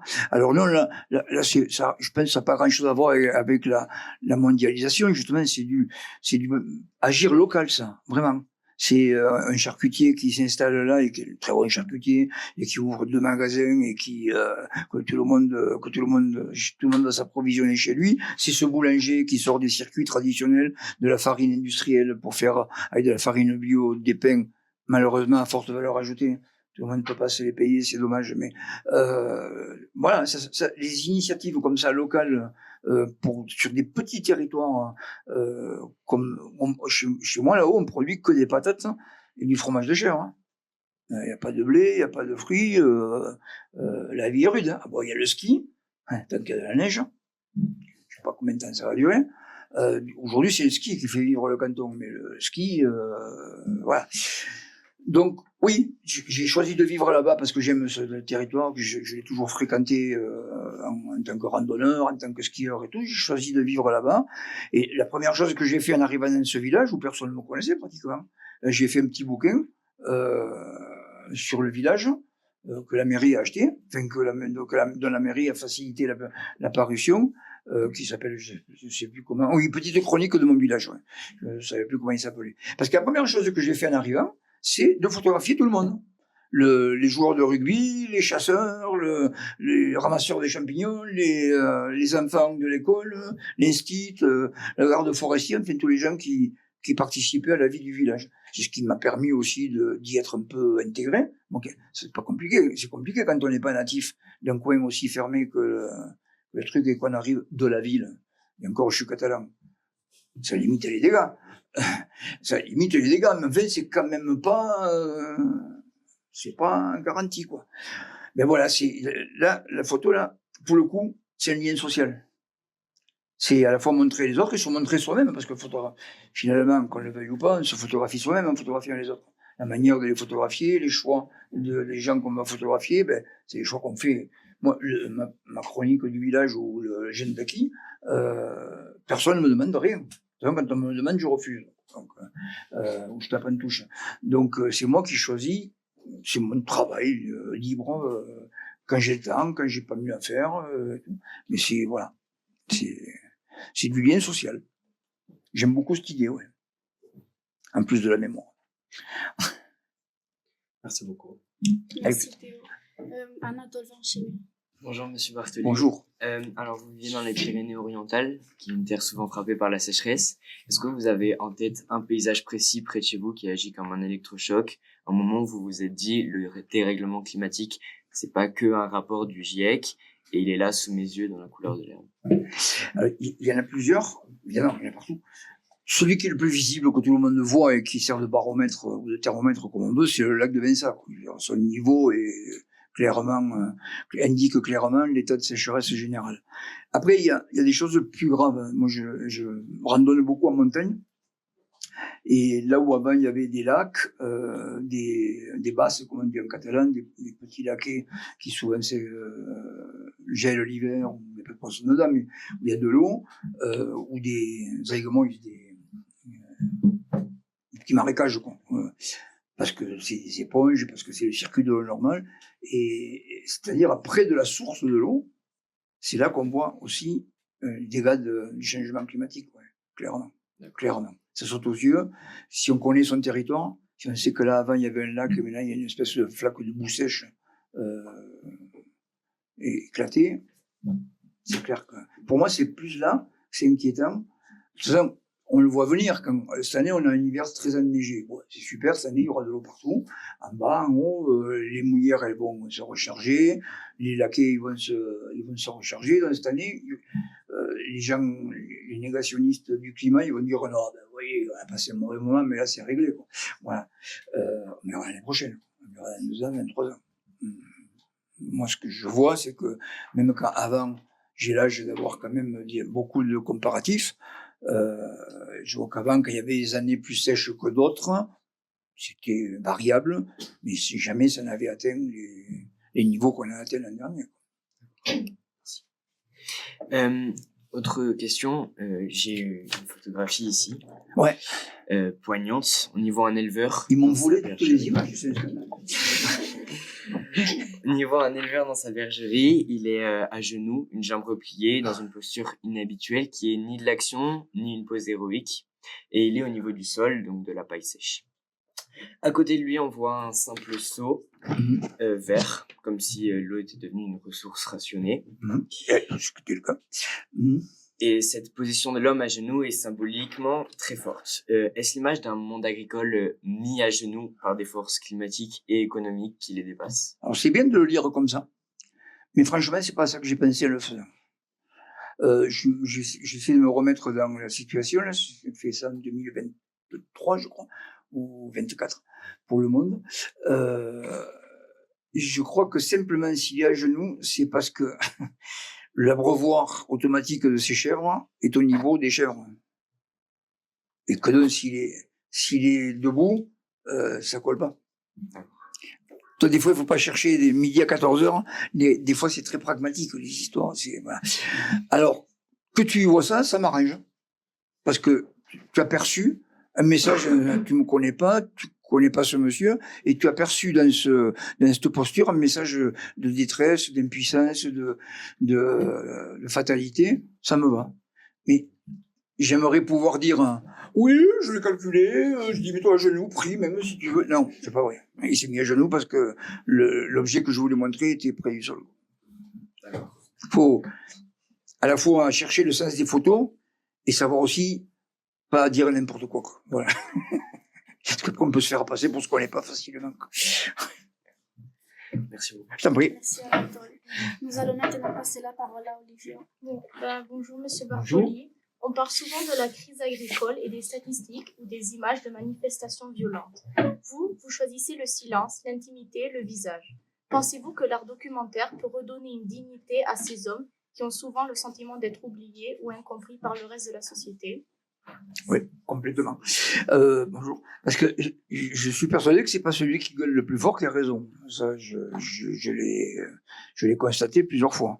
En France, il y a grosso modo 3 syndicats agricoles importants. La FNSEA, qui est le dominant, qui co-gère l'agriculture avec le gouvernement depuis la libération. Il y a un autre syndicat qui s'appelle la coordination rurale, qui est issu en fait du premier et qui essaie de lui faire la concurrence, qui est beaucoup de la surenchère pour essayer de capter des adhérents et des votes. Et puis il y a la Confédération paysanne à côté, qui est un syndicat qui a toujours été différent des deux autres, parce qu'il est pour une agriculture écologique beaucoup plus proche des habitants, beaucoup plus moins industrielle, tout ça. Bon, quand il y a un truc comme il y a eu maintenant sur un conflit sur l'encéphalite, sur la maladie actuelle des vaches. La FNSEA, elle fait le canard parce qu'elle a participé aux décisions qui consistent à abattre tout le troupeau. Une seule vache est contaminée. La coordination rurale, elle s'engouffre dans ce truc pour faire un maximum de bruit, essayer de capter un maximum de sympathie des paysans. Et la Confédération paysanne, elle est sur la même ligne que la coordination rurale, mais sans en avoir les mêmes méthodes. C'est-à-dire qu'ils partent du principe qu'on n'est pas obligé de casser les péages, de bousiller les autoroutes, de faire des millions d'euros de dégâts et de repeindre les préfectures avec du lisier pour se faire entendre. C'est un point de vue, moi j'arbitre pas. Je sais simplement que je préfère par principe aller, comme pour le reste, aller du côté de ceux qu'on entend le moins, et à qui alors moi je suis entre guillemets, je suis pas paysan, je sais pas faire repousser une tomate. Je suis plus proche de la Confédération paysanne parce que j'ai travaillé avec eux et que j'ai fait un livre qui s'appelle La Confédération paysanne sur un tour de France des paysans de la Confédération paysanne pour montrer qui ils étaient dans l'intimité justement. Quel type de production ils avaient, parce qu'à l'époque on en parlait beaucoup, parce qu'il y avait Beauvais qui crevait l'écran, et donc il y avait que Beauvais, et derrière Beauvais on ne savait pas qui étaient les gens de la Confédération paysanne. Les vrais quoi, ceux qui sont... Beauvais aussi était un vrai, il n'y a pas de problème, c'est pas un fou agriculteur, c'était un vrai agriculteur, mais on ne voyait pas bien qui ils étaient. Donc on s'est entendu, j'ai fait un tour de France avec eux.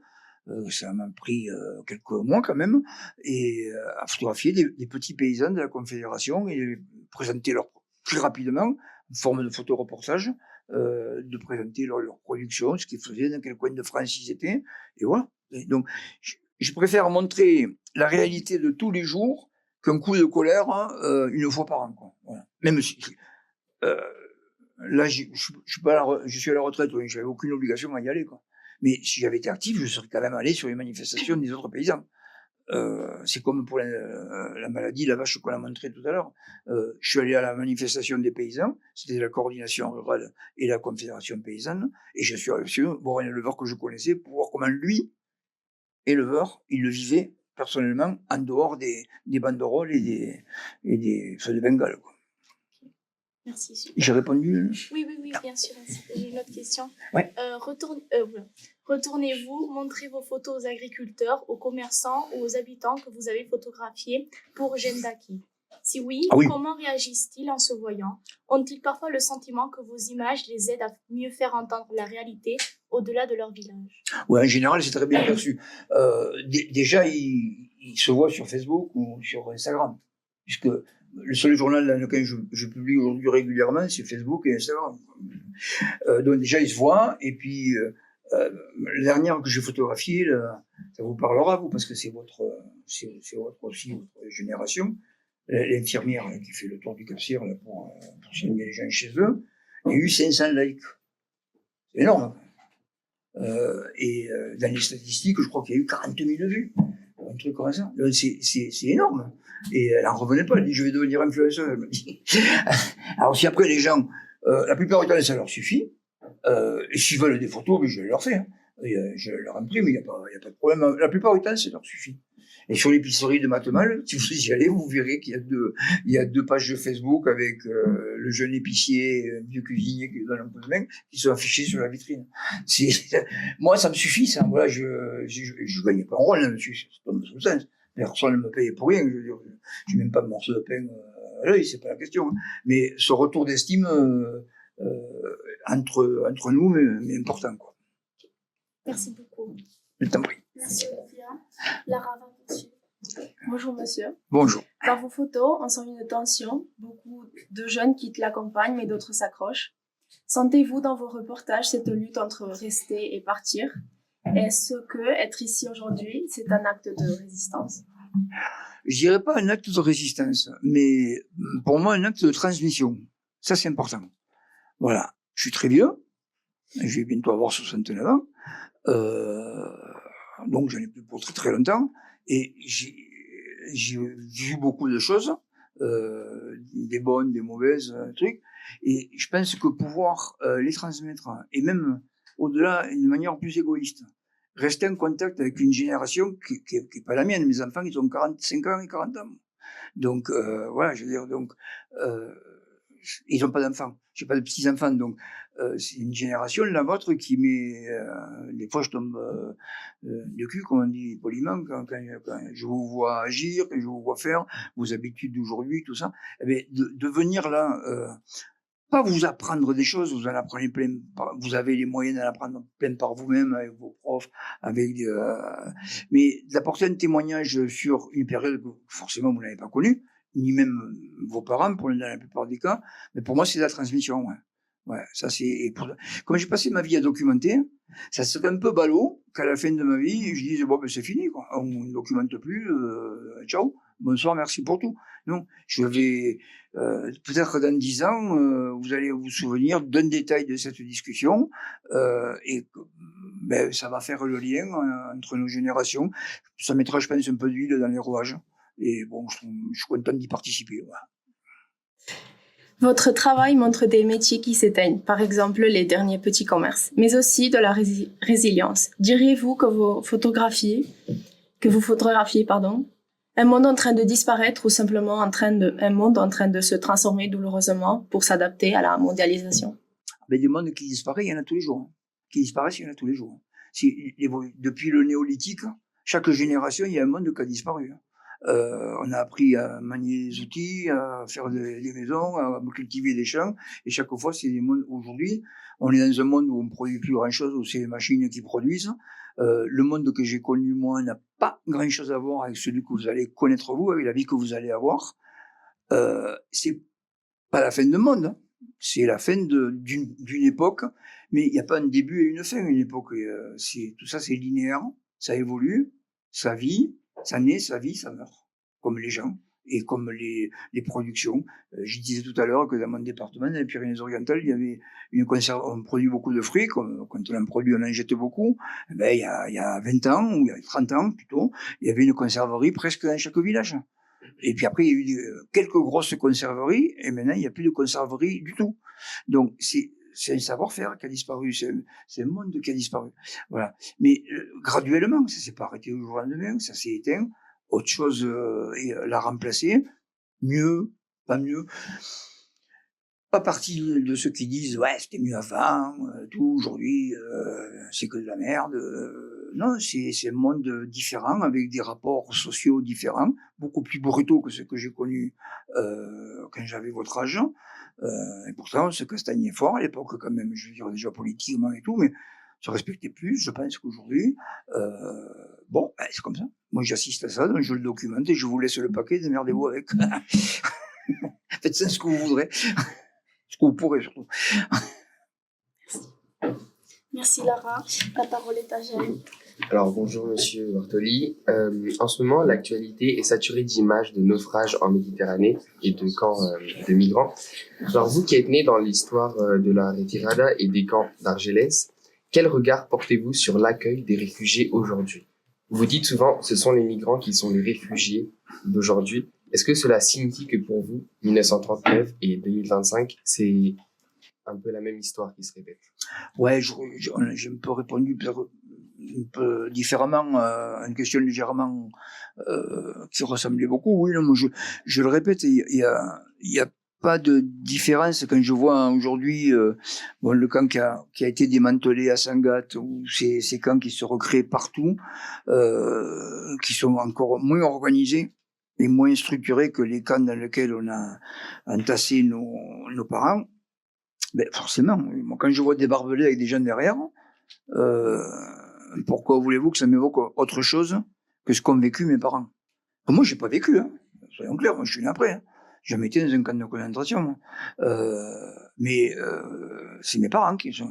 Imaginez vos parents qui peuvent vous énerver beaucoup à l'âge que vous avez, ça c'est normal. Peut-être que vous auriez même des fois envie de les mettre dans un camp de concentration, aussi. Mais blague à part, imaginez vos parents entassés dans le sable, derrière des barbelés, malmenés par des gendarmes qui à l'époque n'étaient pas ceux d'aujourd'hui, affamés, privés de leur dignité, privés de leurs droits les plus élémentaires. Imaginez-les en train d'aller faire leurs besoins dans la mer au mois de février parce qu'il n'y a même pas des toilettes installées. Imaginez-les dans ces situations qui sont peu ou prou celles des camps du nord de la France. J'en ai visité un, visité c'est pas le mot, mais j'en ai photographié un près de Calais. Et bon, à part que c'était pas sur la plage, c'était en forêt, mais c'était terrible, terrible. Et donc 90 ans après, presque,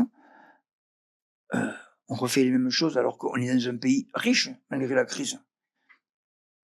Et on peut héberger ces gens. Regardez la retirade, c'est un détail historique.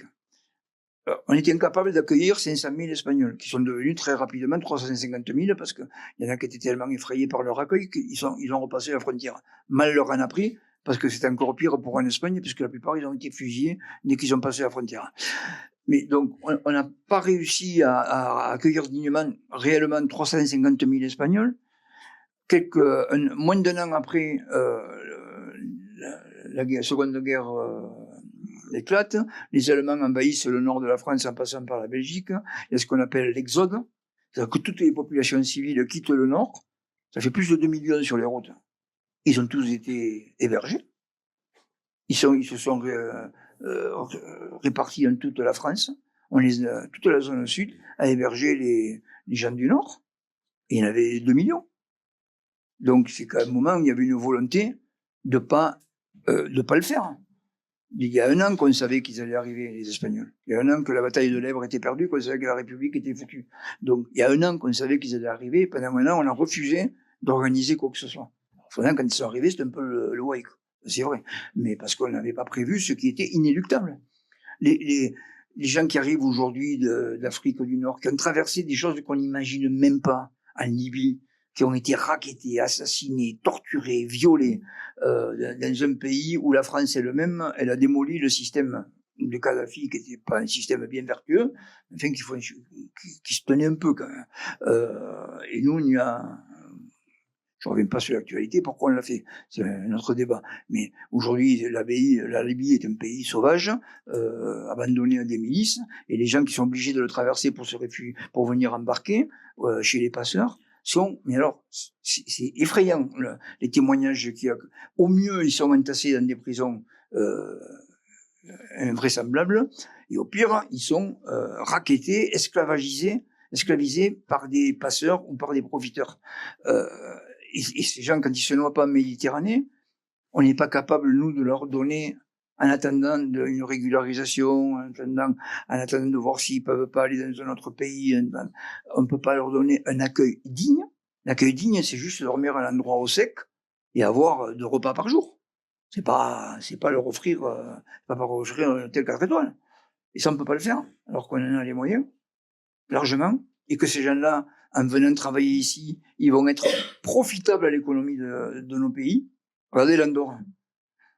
S'il n'y avait pas de migrants en Andorre, qui c'est qui travaillerait? Les 4 familles qui tiennent les banques? Je suis un peu provocateur, mais s'il n'y avait pas de migrants en Andorre, qui ferait tourner ce pays, quoi? Les hôtels, les stations de ski, les commerces, les services publics, tout ça. Mais, les migrants, ils migrent depuis l'aube de l'humanité. Et on peut pas s'y opposer aux migrants. L'humanité, elle est née visiblement en Afrique, et la première chose qu'elle a faite, l'humanité, c'est migrer sur tous les continents pour peupler des continents. L'homme est un individu mobile, un individu migrant. Il y en a qui restent ancrés dans un pays, et les autres, c'est des nomades. On est un peuple nomade, la race humaine, qu'on le veuille ou qu'on ne le veuille pas.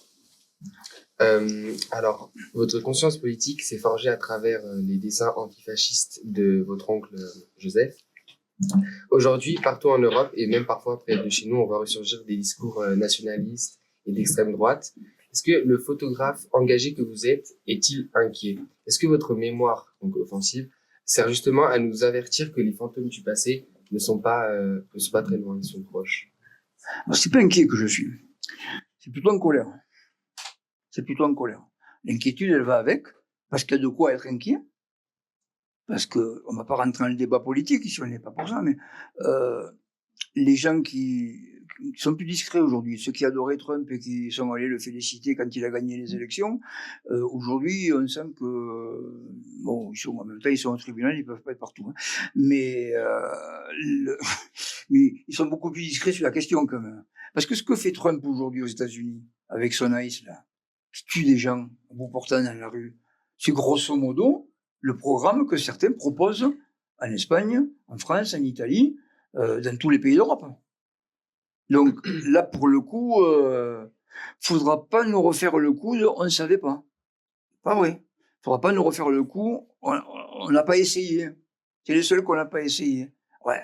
En 1933, en Allemagne, on n'avait pas essayé les nazis, ouais, c'est vrai. On les a essayés et ça a super bien marché. Voilà. Donc, il faut rester.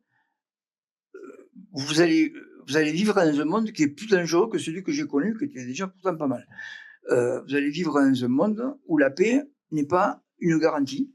On l'a vu, l'Ukraine, la Palestine, l'autre qui veut envahir le Groenland, même si du moment il a renoncé.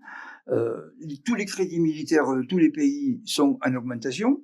Et quand on fabrique des armes, c'est pas pour les stocker. Ça périme les armes. Stocker au bout d'un moment, ça marche plus. Donc périme des armes, c'est quand on achète des armes, c'est souvent pour s'en servir.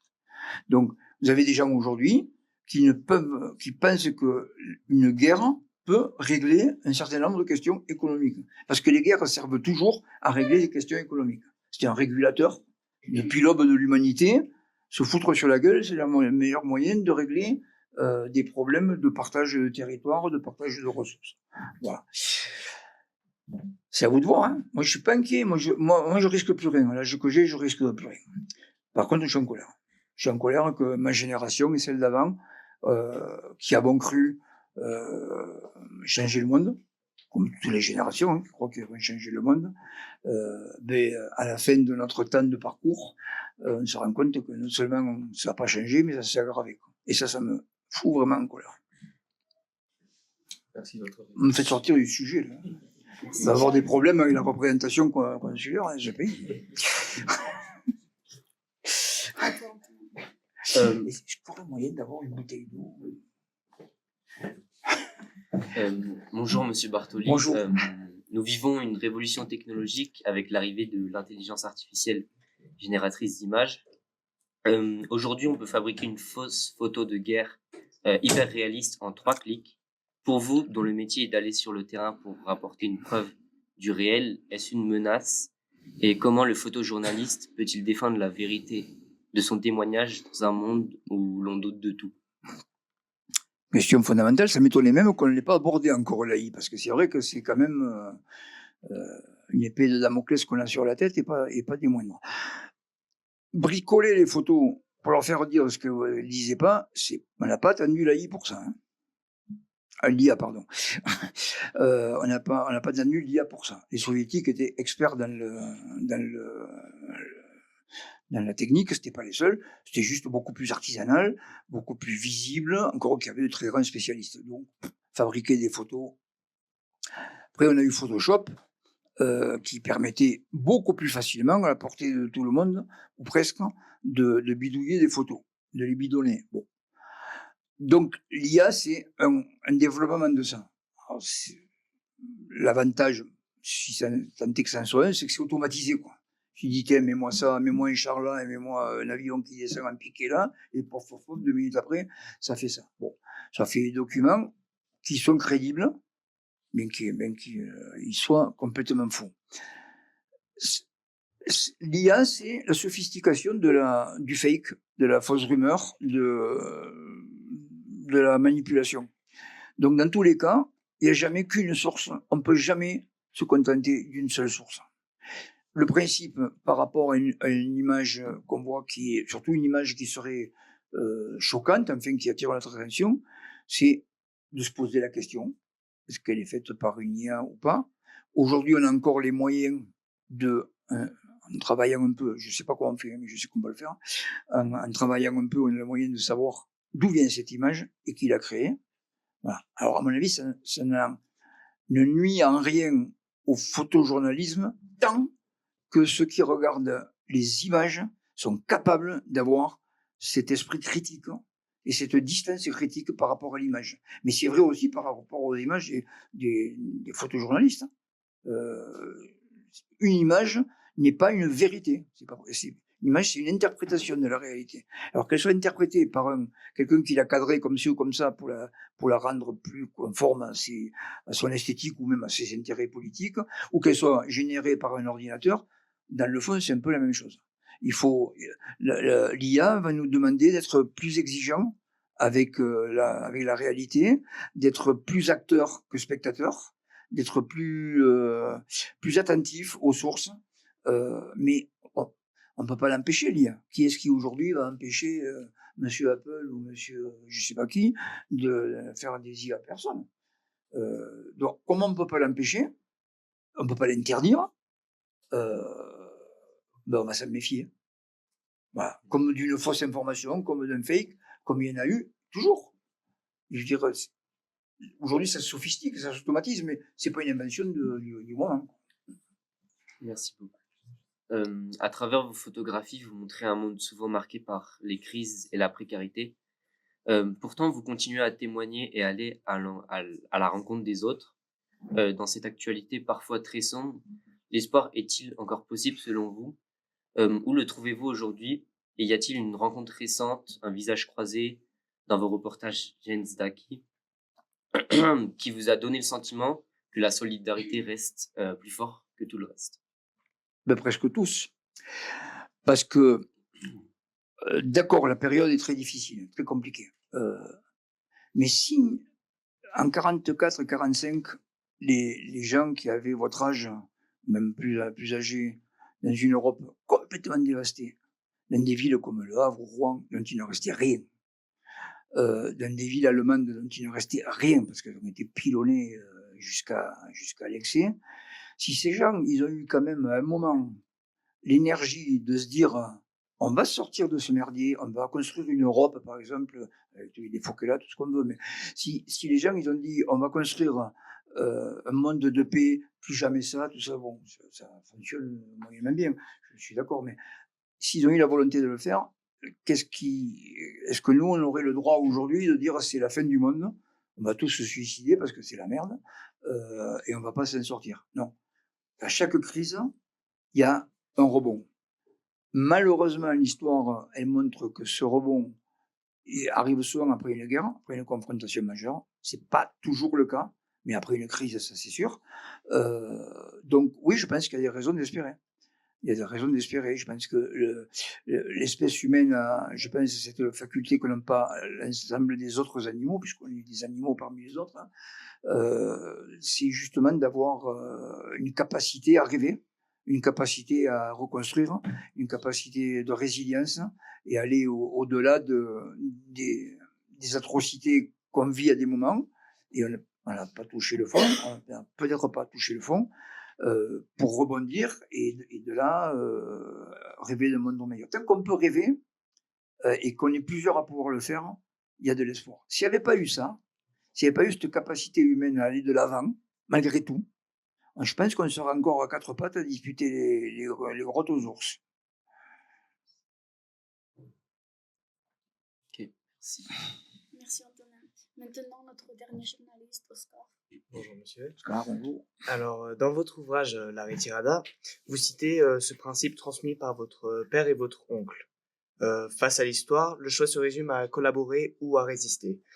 Alors que certains décrivent notre époque actuelle comme un nouveau basculement vers l'obscurantisme, ce dilemme vous semble-t-il plus que jamais d'actualité pour nos générations?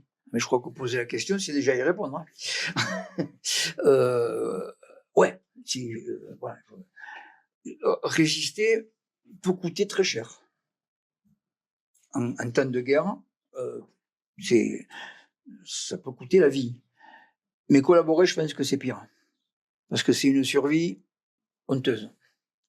Alors, ça, c'est beau théoriquement. Dans la réalité, c'est pas si facile. Parce qu'on a une famille, parce qu'on a une pression, parce qu'on a l'espoir qu'on va pouvoir s'arranger, un truc comme ça.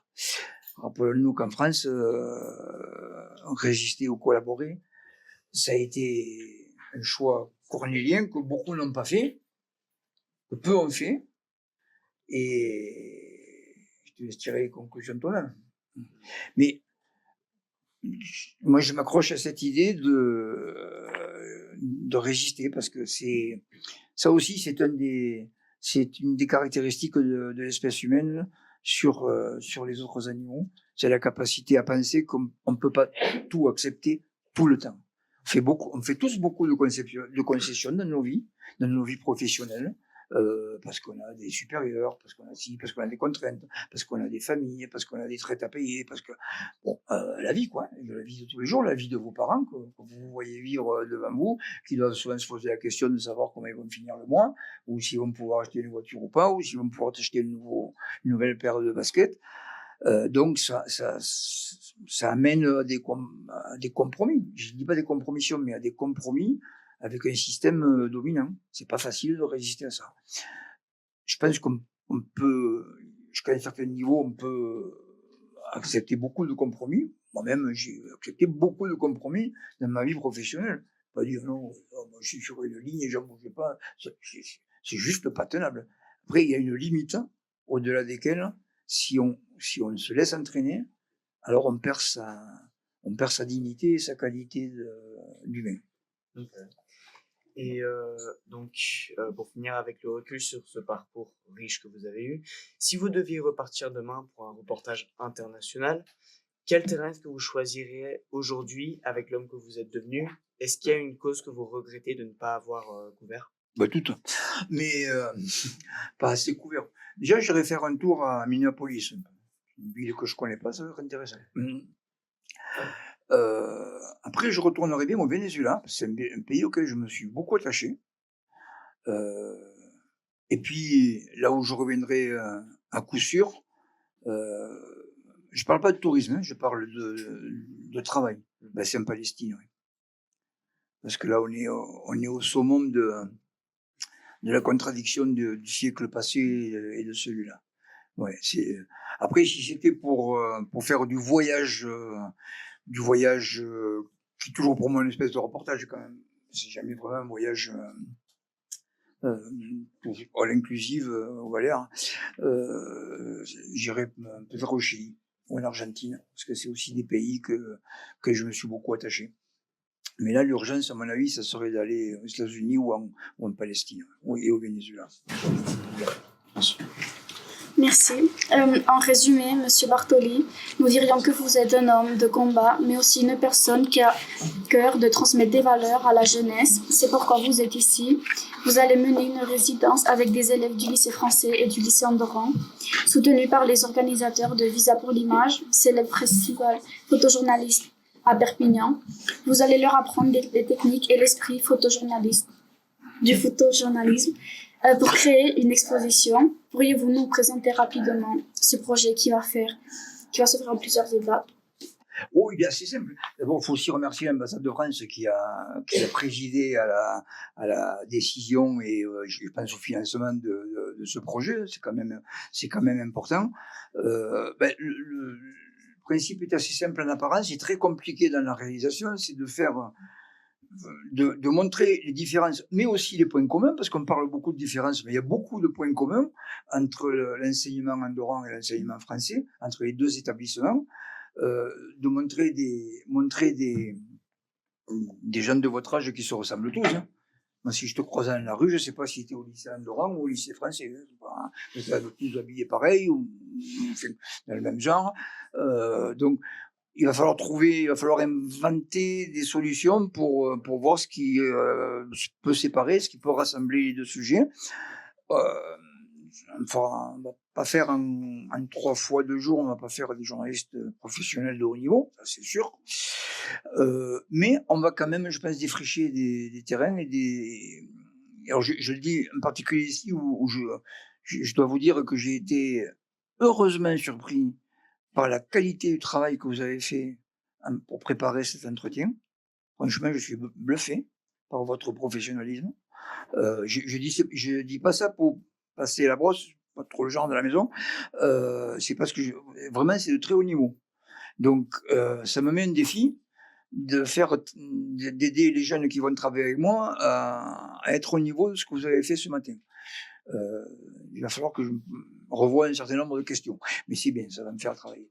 Et donc, c'est ça qu'on va faire, on va se regarder, on va dialoguer entre nous par le biais de la photo. J'espère que ça va créer des synergies. J'espère que vous allez être plus proche de vos copains d'en haut et d'en bas aussi, puisqu'on est en haut, c'est compliqué votre truc là.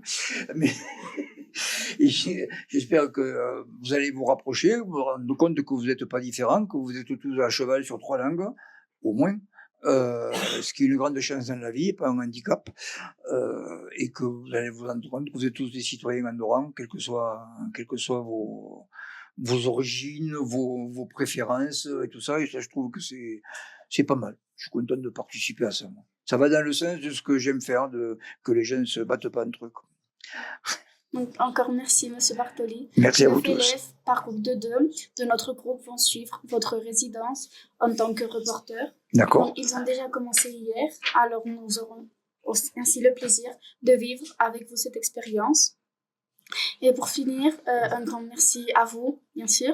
Nous souhaitons exprimer notre gratitude à l'ambassade de France et plus particulièrement à l'attaché culturel, Monsieur Vignolas, et Madame Constance Landu pour avoir rendu possible cette rencontre. Nous remercions aussi Monsieur